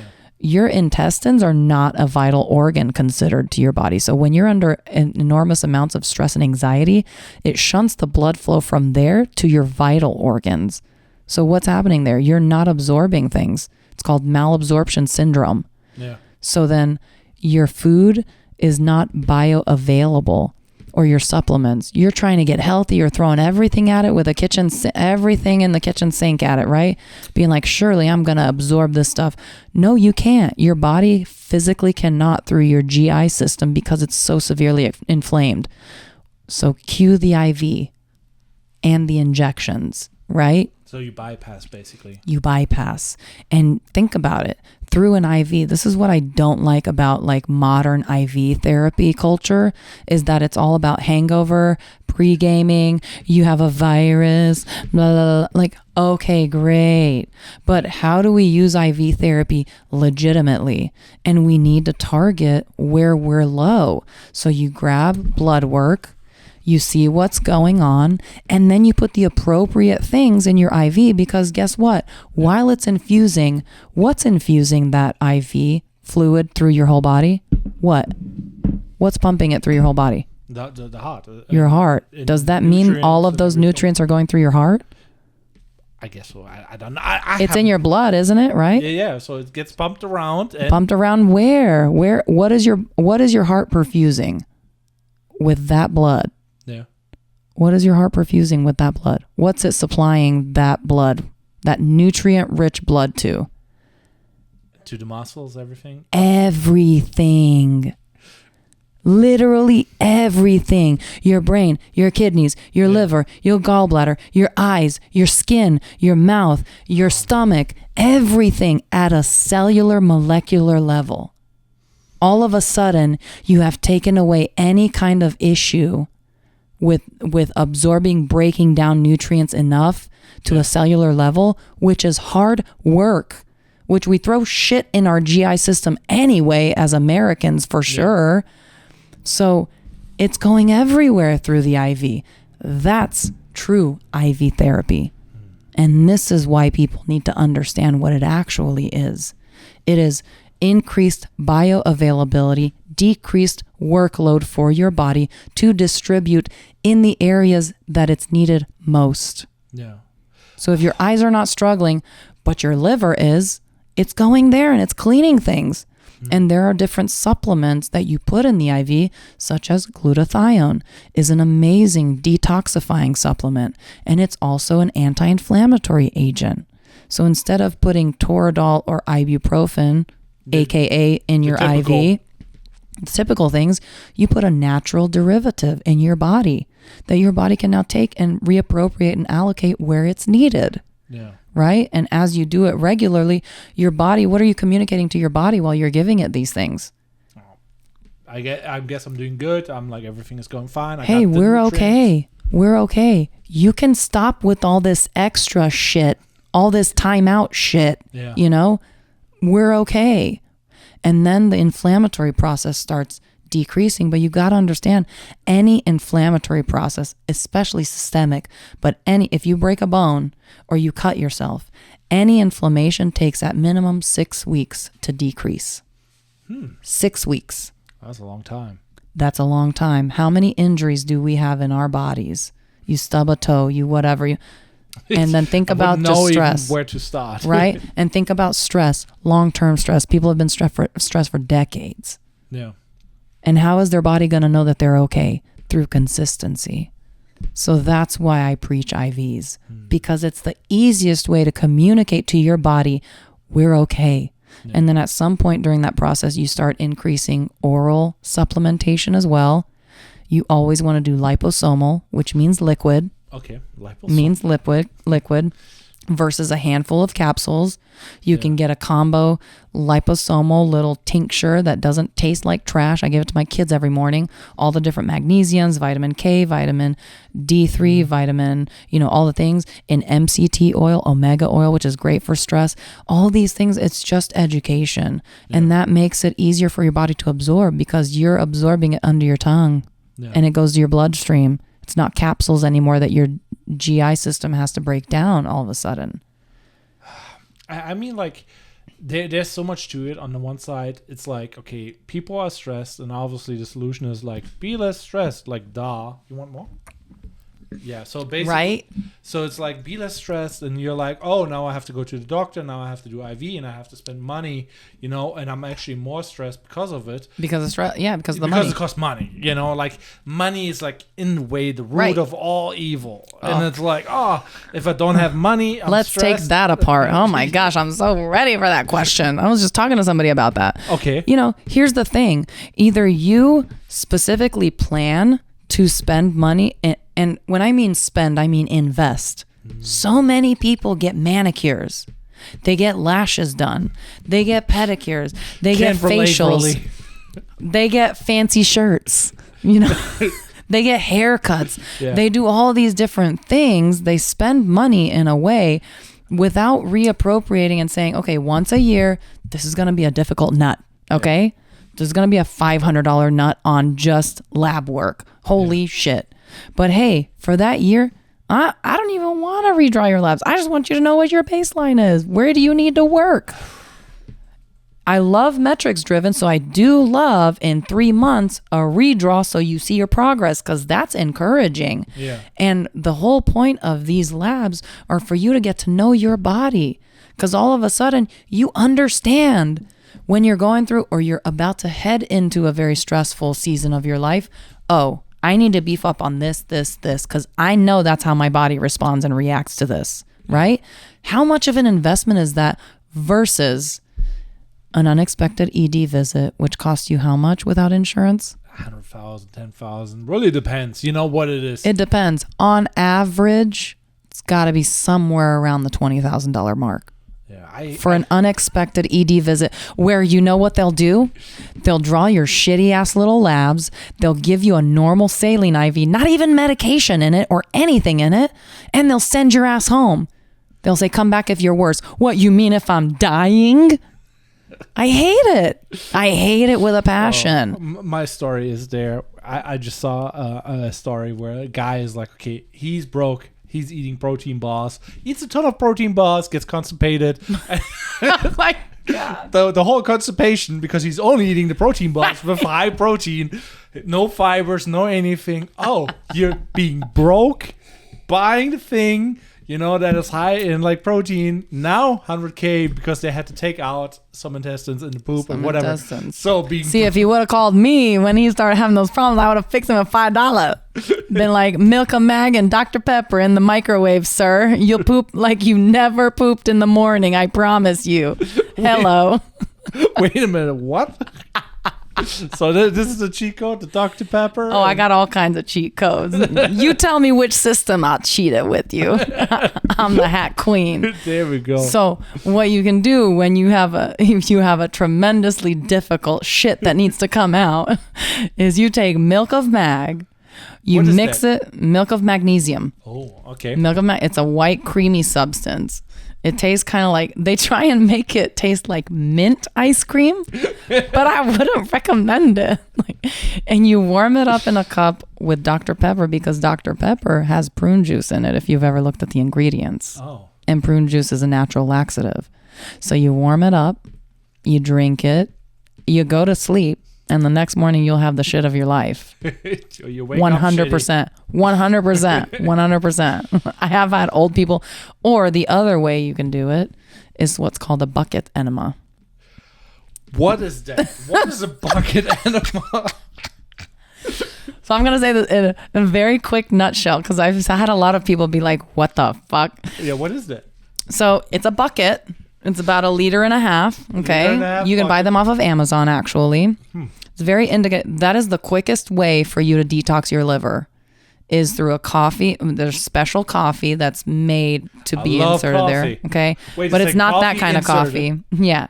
So it goes up your, right? So you follow the instructions, you boil the water, you strain it, you wait till it cool down because you don't want 3rd-degree burns inside of your rectum, right? Kind of cold brew, basically. Right. Kind of cold brew, like warm, tepid, right? You don't want cramps, because if you go too cold, then you got cramps, gastric cramps, right? I never had cramps, so. You will if you go cold brew. I'm just letting you know. So this is like green caffeine, which is not as abrasive as roasted coffee grounds, right? They're specifically made for this enema. I just like Arabica, and that's the way. Okay. And so you do your whole mixture, whatever. You put the bucket at a place, because enemas work based on gravity. The higher you put them, the faster the flow is. And you can control the flow just by lowering and highering the amount of water that you have, gravity-wise, right? So you put it up on top of your bathroom. I know you're going to use this later, so I'm trying to give you I'm trying to give you as many instructions as I can, right? Put it up just on the top. Just do it for the gram. Do it for the gram. So you put it up on your high countertop. You lay down on your left side, because it's good for gastric emptying. What is the difference? Anatomically, your colon goes a certain way, and then it ends in a way where your left side is the best side for you to insert and gastric empty. Your right side is the best side for your stomach to empty. Your left side up, basically. Your left side, no. Downwards. Oh, not upwards. Yeah. Gotcha. So if you have a full stomach when you go to sleep and you really need to like have it go down, you lay on your right side. That's what we did to NICU babies after we'd feed them. We'd lay them on the right side. If you need your colon to empty, obviously, then you lay on your left side, because that's the best side for your colon to empty. So you lay on your left side, because it goes in and downward, right? So you go. As you say. So you lay. Fact check me. It's anatomically correct. So then you use lubricant, and use lubricant, and you insert the lubricated tip of what? The hose. The hose that is connected to your bucket's enema. You take the other tip, lubricate it, insert at least 2 finger rests, at least 2 inches. I would recommend 3, so that it's there. You won't feel it. I promise, Fitz. I promise. And the lie detector test determined that was a lie. So anyway, and then you let it just infuse. It will not just like gush in, because you have shit in your colon. So it will go slowly. You'll see bubbles, air bubbles go up, because it's exchanging the air in your colon for the air in the bucket. Of course there's air. It's called flatulence, aka farts. Of course. Bloating. Gotcha. So you're exchanging fluid for air in there, because you got shit in there too, and it's still got to be there. You smell it then when you do the... She might, but you won't, because you'll be far enough. You'll be like this. So anyway, you stay there, you let the whole thing infuse, and you hold. What? You pucker them cheeks as much as you can. What happens if you don't? Make sure you have a disposable pad under your ass cheek, just in case you leak a little. Damn. And I promise you, in 5 minutes, you will have the most glorious shit of your life.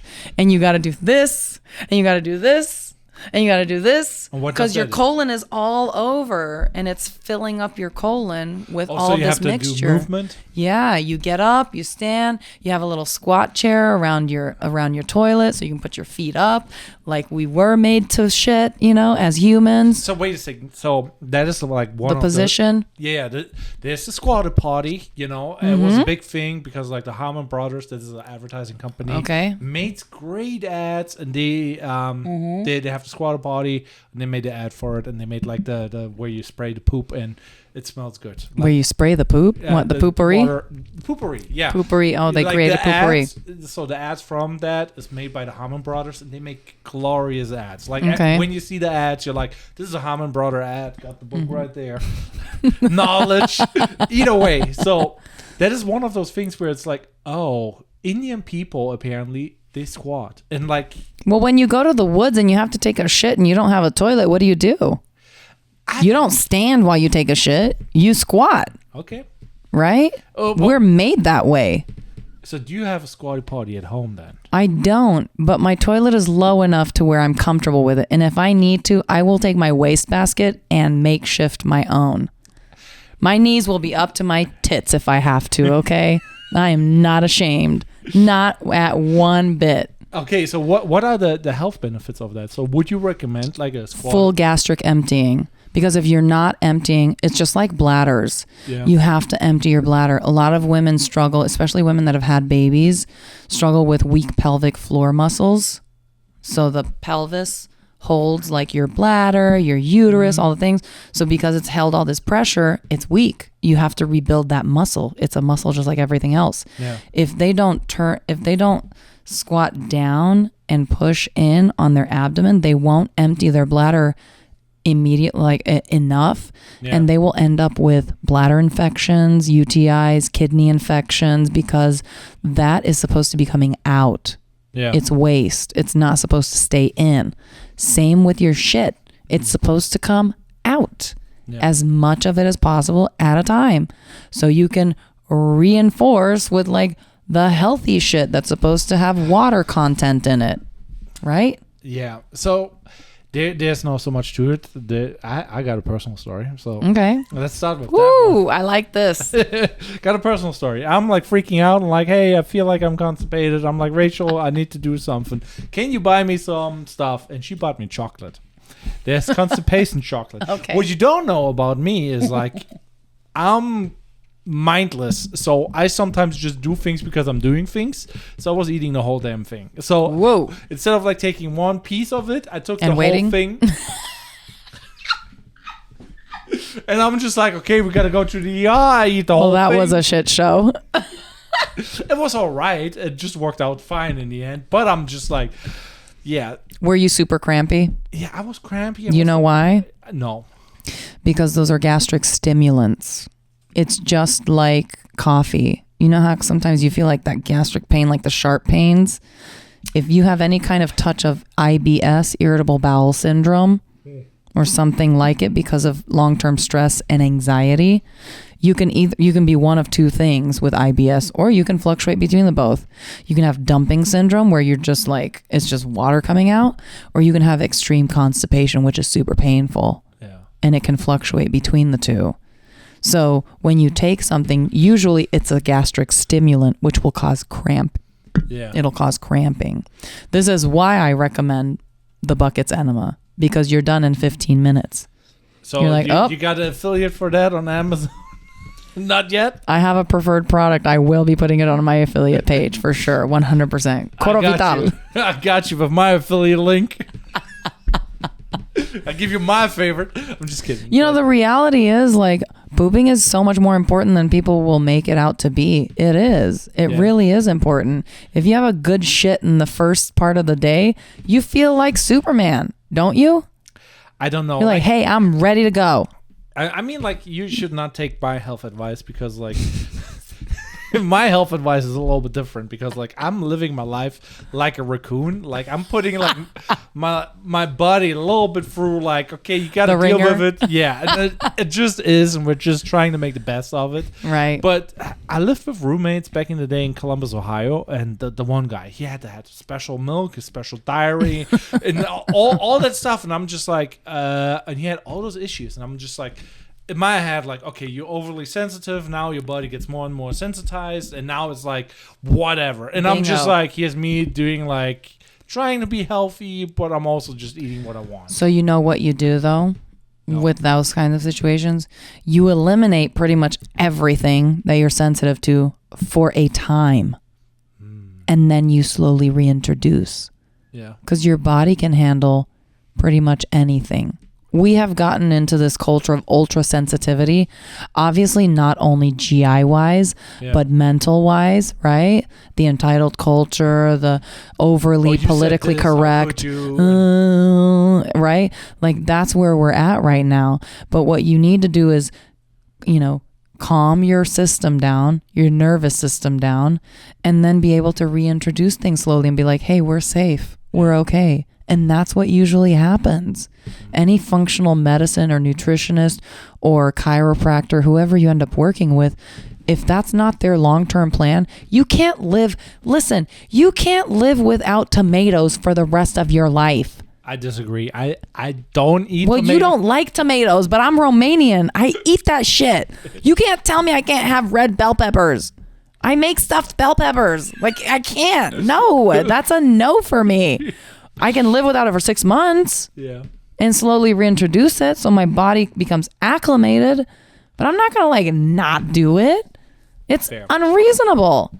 Yeah. It's unreasonable to eat almond milk and not eat not drink raw milk. Yeah.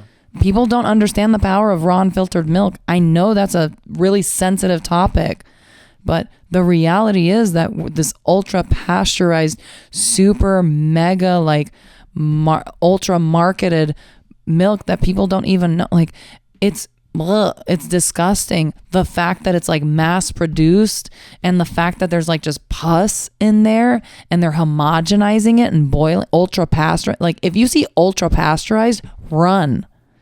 Look for organic. This is where organic matters. This is where they ultra pasteurize it because they're trying to kill off all the bacteria that they just put in your fucking milk. And you're drinking it. And don't buy low fat milk because you're decreasing all of the buffers. Gotcha. You need the fats. The fats are the buffers that encapsulate all of the carcinogens in our foods.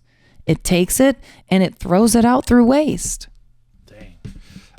Okay, this is a big one now. Nutrition.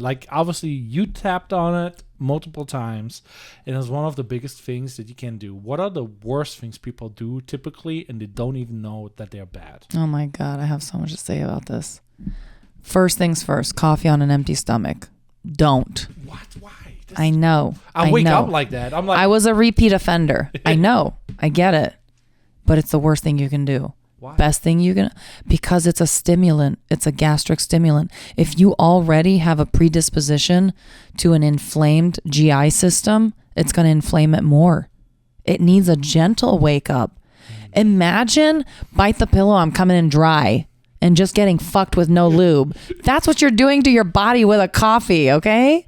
That's exactly what you're doing. Your body has been resting. It's had nothing all night. Yeah. Give it something gentle.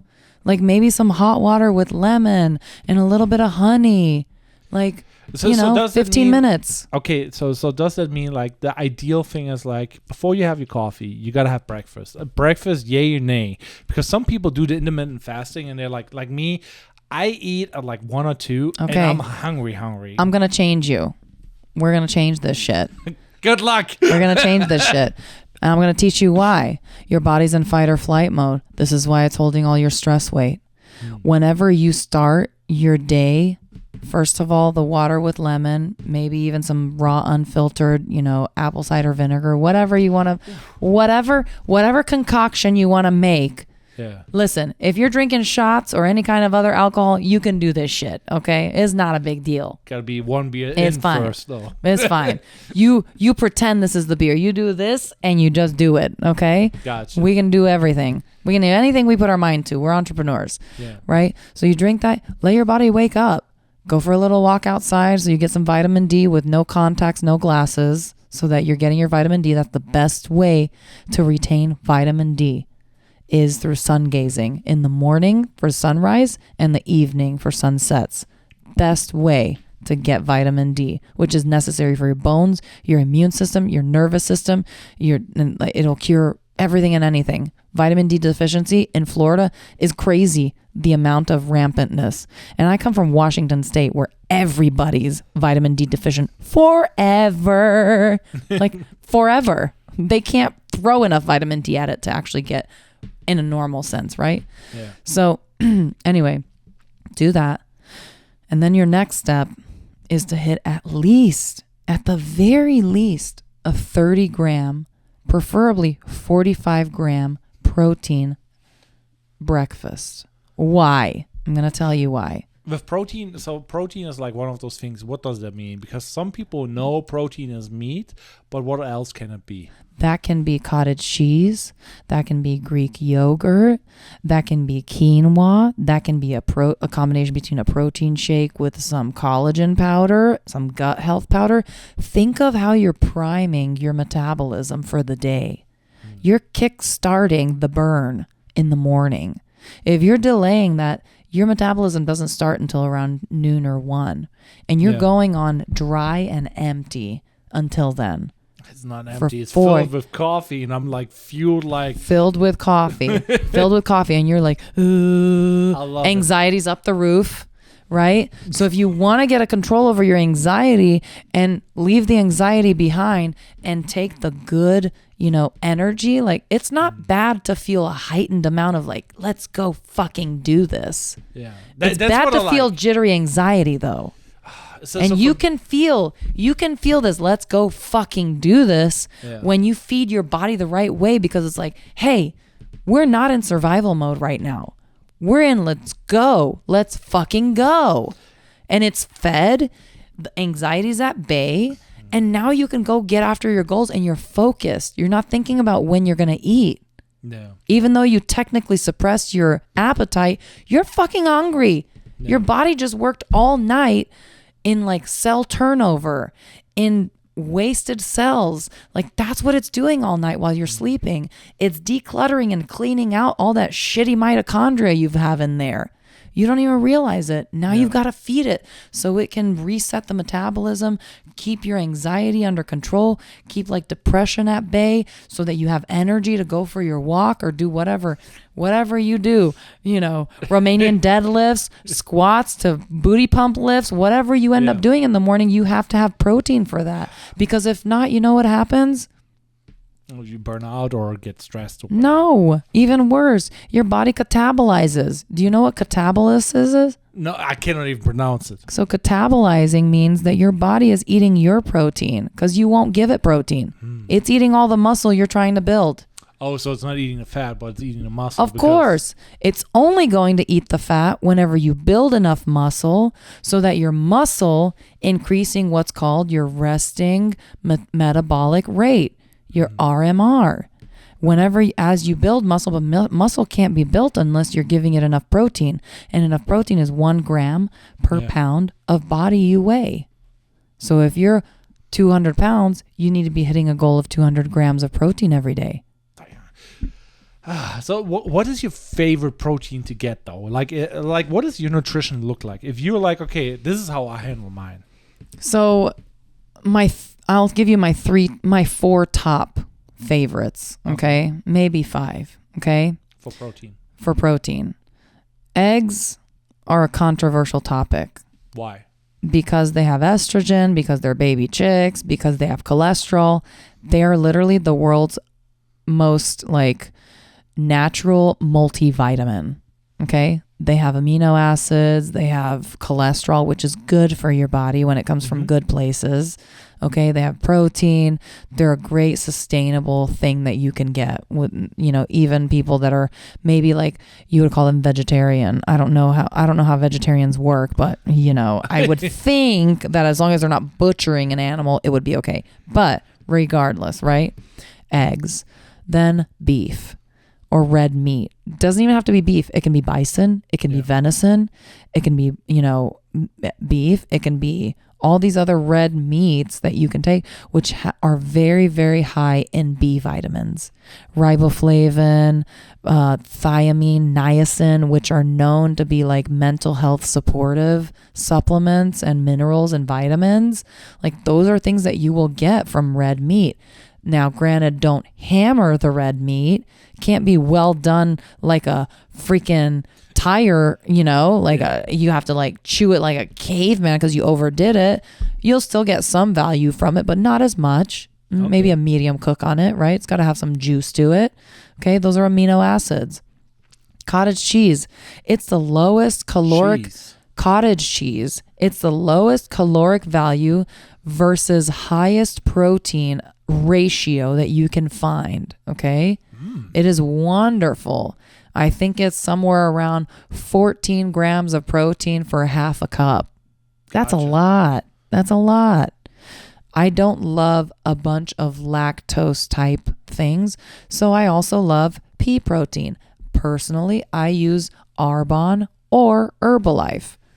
What is that? Like what are those? Are two? Protein powders, and I love their products. Arbonne specifically, I know Herbalife has something similar, so I'm not as educated. That's a new one for me. I've used it with one of my girlfriends that has Yummy Nutrition St. Pete, and but Arbonne, I do know for sure. It was made by a Swedish botanist that made these products and eliminated any of the over 2,000 different chemicals that are banned in the European Union to use in any kind of consumable products.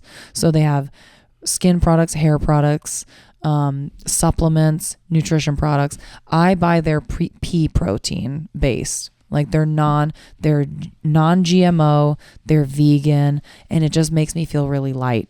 So I start my days like that's how I hit my protein goal. I'll have one of those shakes and then I'll have like some soft boiled eggs. Okay. And I'm there. And I feel great. I'm like ready to go. I'm not going to pass out when I go work out, right? Yeah. Or if I have a really like mentally stimulating work day, I can hang. I'm not thinking about food. I have to think and remind myself to eat food. And another really great place to get your protein, if it's at nighttime, because here's the thing, you should eat like a king in the morning and breakfast, have a snack, eat like a queen at lunch, snack like a queen at like lunch. A queen at lunch. Snack. What does that mean? What is like the a ideal little lunch? like ideal lunch would be like a Cobb salad, right? With some meat. Salad? You don't have to. I don't care. Focus on the protein. Personally, focus on the protein. When my kids are eating dinner and they're like, Mama, I just don't want this like mashed potatoes or whatever. I don't care. Eat the protein. Yeah. Eat the protein. And I'll tell you why. So eat like a queen at lunch, snack, high protein snack, hummus, whatever. And then at dinner, eat like a peasant. So maybe a glorified yogurt parfait, because Greek yogurt is my 5th preferred protein. Super high protein, super low caloric value, and just really great for health and for your gut if you buy the right one. Nancy's yogurt is a great one because it has probiotics in it as well. Yeah. But what I was going to say is, complex carbs are still a form of sugar. Sugar is really the thing that does age us, right? So people don't realize that they think that if they're not eating candy or fruits that they're okay. But the problem is complex carbohydrates. I learned this in one of my very first nutrition classes, or chemistry class actually. The professor was like, well, you think you're eating a corn cob, right? Like some corn, and it's just you're gonna burn through it. But if you eat it at dinner, guess how long it takes for a starch or a complex carbohydrate to break down? Yeah. Takes on average like 14 to 18 hours. Damn, that's a long time. Yeah. So your sugar's gonna spike probably the next morning. And when your sugar spikes, it's bad. It's bad for your liver. It's bad for your insulin resistance. It's bad for your gut. It's bad for the brain fog. So you want to feed consistently and have a high protein bedtime snack. This is why diabetics, it's literally an order on their chart. If they are diabetic, you give a high protein snack in the evening at bedtime to keep them through the night. I'm telling you, the first time I hit my protein goal, I slept through the night for the first time in years. So here's like one of the things that I experienced. Like Americans, they eat a dinner and their lunch is pretty big. So it's like their lunch and their dinner is the same thing because they either work in an environment where you cannot have with the whole family a nice lunch So you have the dinner, the lunch. So in some cases, you have 2 lunches. So you have like the regular lunch where you eat a full meal, like warm meal. Right. And then you have the evening dinner where it's like full meal again, but now everybody multi-course even. Yeah. And you're sitting there, you're talking, you're eating, you're whatever, right? You have a warm dish. And in Germany, you grow up, you only have warm food at lunch, and at dinner, cold food, bread, leftovers, cheese. whatever, Yeah, charcuterie board, whatnot, right? That type of stuff. Right. So I'm like, because everybody's tired, nobody's trying to cook at that time. so at now night. I'm feeling like I'm eating twice. I'm eating at dinner time and I'm eating at lunchtime. And like dinner, I would never really call like a full meal because it's like I have some bread, I have some salami, or like whatever meat or cheese with it, and that's it. The majority of my clients that I've had, Yeah. I had one client in particular that's a good friend of mine. She was a real estate broker, high stress level, right? And she reached out to me and she was like, I just had a bunch of labs done. Everybody's telling me I'm fine. Same story. Yeah. I'm looking at it and I'm like, girl, like you're not okay. She's like, yeah, no shit. She's like, she's like, girl, I was a bikini model, like body sculpting competitor. I know how to eat. I know how to work out. I do all the things. I'm like, okay, tell me about your day. She did intermittent fasting, which for women specifically, even especially perimenopausal, not menopausal, but before menopause. What does that mean? Peripausal? 10 years before you even start menopause. So in our 30s, 40s, because we should technically hit menopause around the 50s, right? Yeah. Perimenopausal, right? So, and she's like, she was actually in her 50s. Looks amazing for her 50s. But she's like, why the fuck can I lose this last like 10 pounds of body fat that I just really want to lose? Like, what's going on? And I said, tell me about your day. Intermittent fasting. Eats a little bit of a granola parfait in the morning and then eats, or doesn't eat at all and just eats at noon, like you said, intermittent fasting, right? And then like a high protein snack and then dinner. And that's it. That's all she ate. And I was like, okay, let's turn it on its head.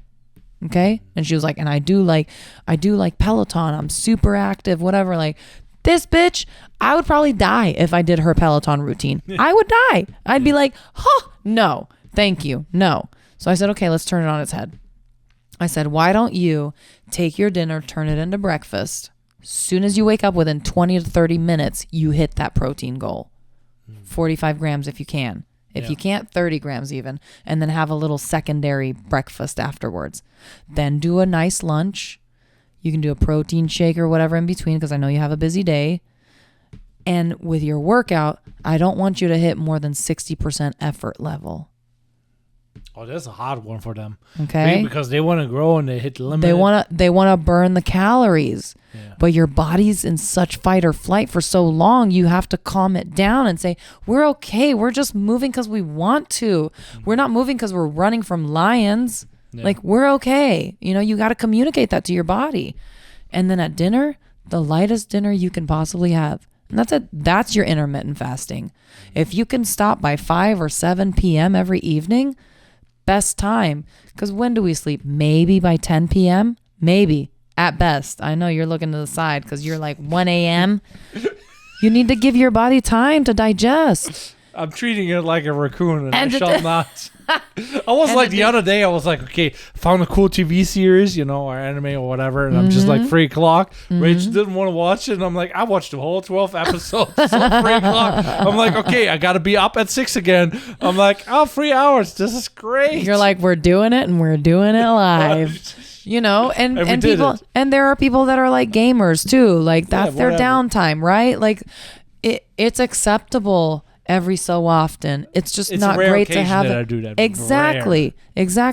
It's okay. Like I said, crowd out the bad with the good, right? It's okay to have a one-off. It's good to throw a wrench in it every once in a while. Your body needs to know, hey, how do I handle this shit? Yeah. Keep it going. It's the whole leptin theory. Like, he's still young. He's still trying to watch anime until 3 a.m. We're going to be okay. We're going to power through this shit. Yeah. But you have to stack enough good, healthy habits to compensate.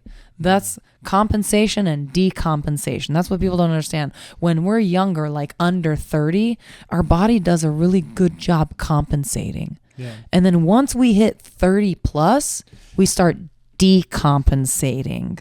That's what it's called. The 2-day hangover, getting into a free Those day. are technical terms. You're like, holy shit. When I was 20, I could just chug a bowl of a thing of water, and I went and partied until 4 a.m., chugged a bunch of water, took a 1-hour power nap, and I was back at work and fine. Yeah, your liver was way younger than it is now, okay? Yeah. You gotta be careful with it. Now you're getting older. You have to go with the pace and the cadence that goes with your chronological age.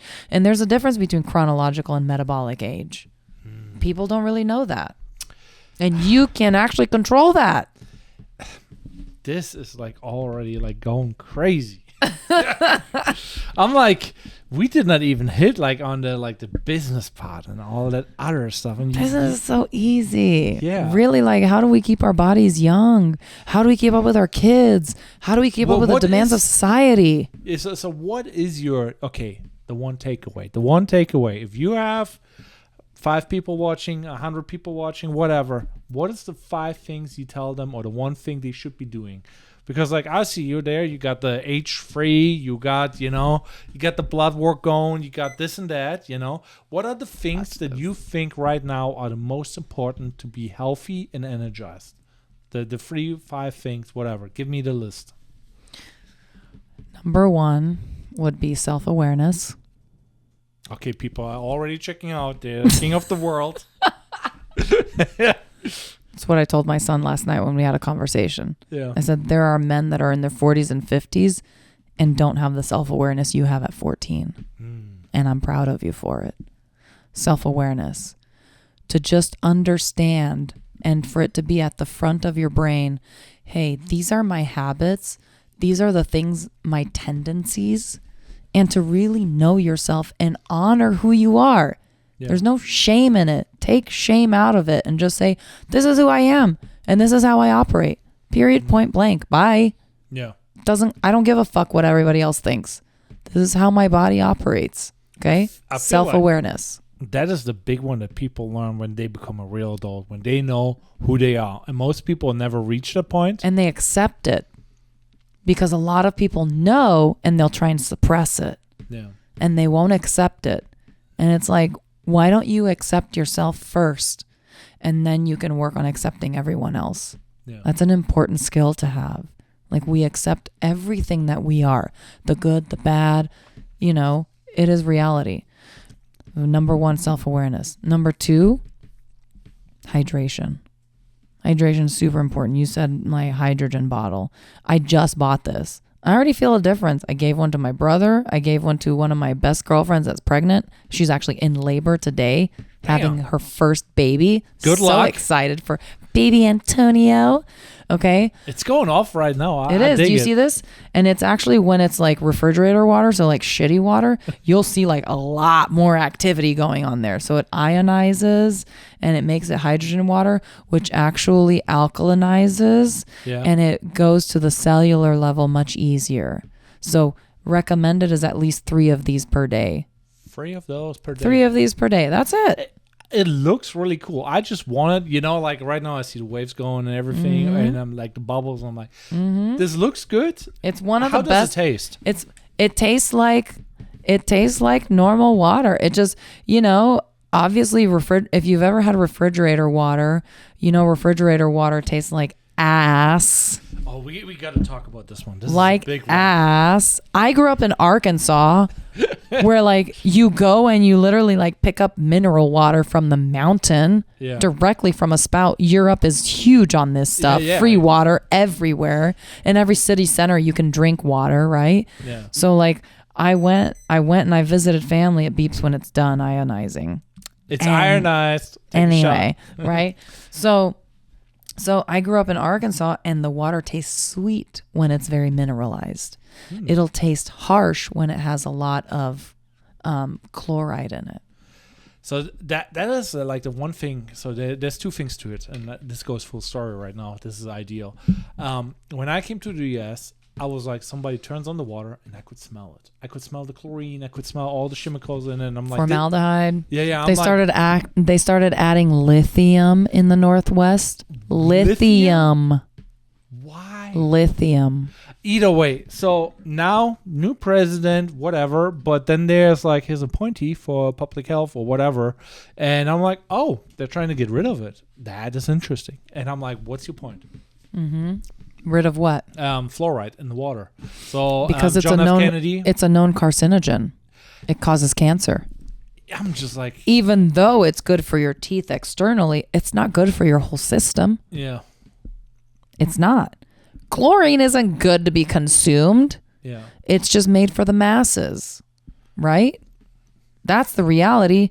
How do you sanitize millions and millions of pounds or liters or gallons or whatever of water for the masses to consume and not get sick and get like botulism or whatever Yeah. the fuck you're going to get, right? And that's how it is. You throw a bunch of shit at it, just like the meat.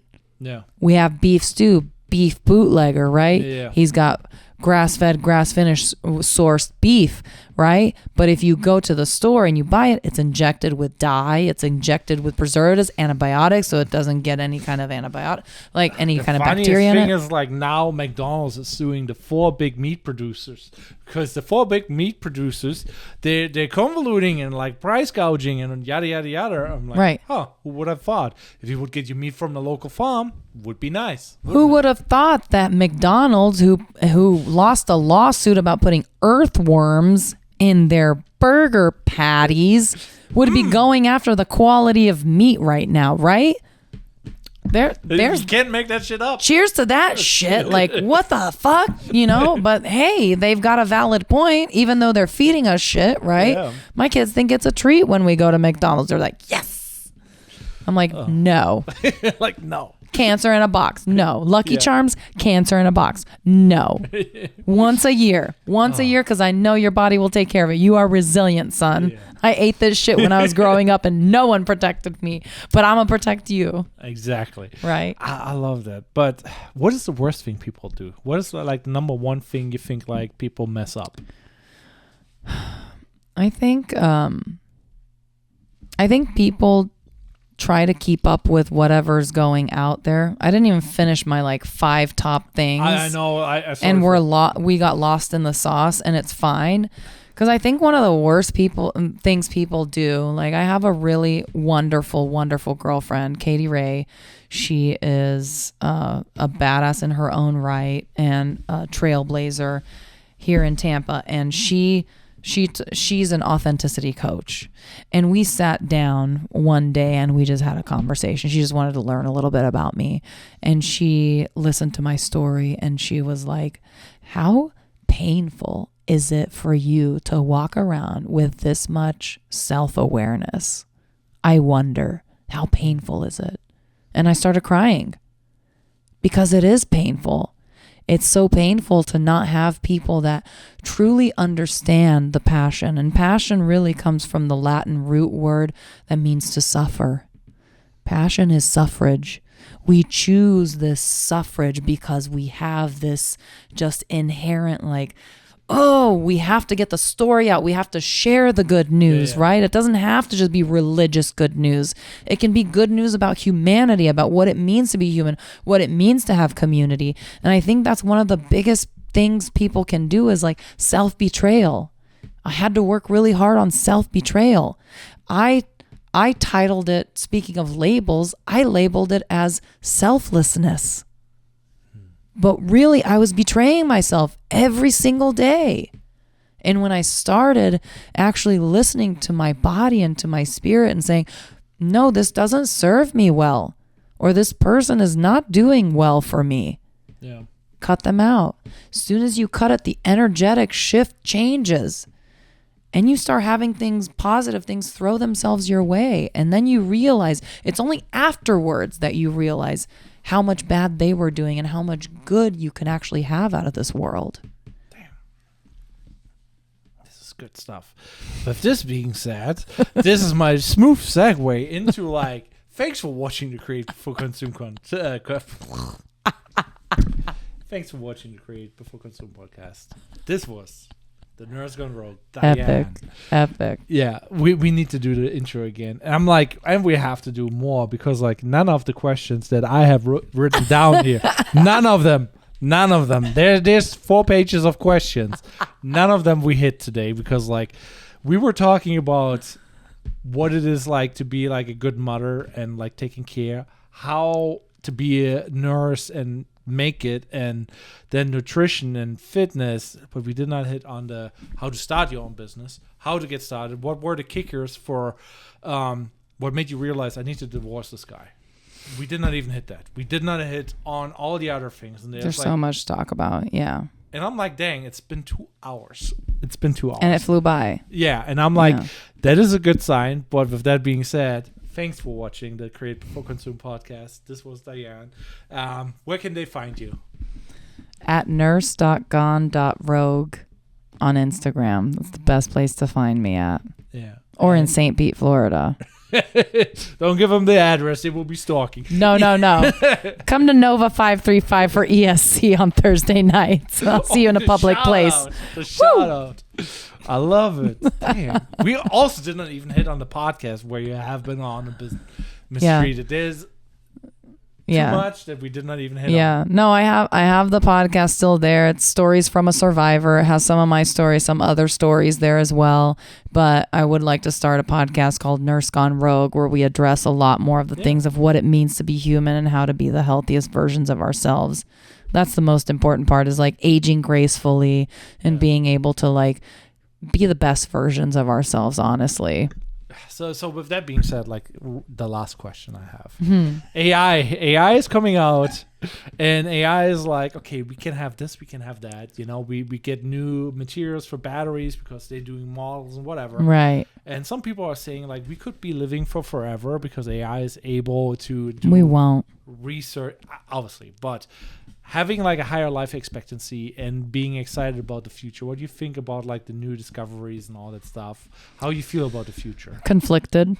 Conflicted? Yeah, conflicted. I think a healthy dose of fear is good for humanity. It's good to know that there's some finality so that you live a certain way. I think that's a little bit of an edge that nurses do have, is that we know how quickly life turns, and it's just the end of the road, and you only have what you had until that point in time. Yeah. I've seen 30-some-year-olds with, brain cancer, 18-year-olds coughing out their brain out of their burr hole because they got into a stupid fight. Yeah. I tell my kids about these things all the time. So I feel very conflicted that people think it's kind of like that adolescent mindset of like, I'm invincible. No, you're not, motherfucker. You're not invincible. You have to take care of yourself. You have to learn about the best ways to take care of yourself, and you have to be true to yourself so that when you look back on your deathbed, you don't have any regrets. Any regrets. Thank you. Yeah. Damn. Well, that was 2 hours. That was like too long. God damn. I had to call it. Otherwise, I would have like, okay. It would have just been going.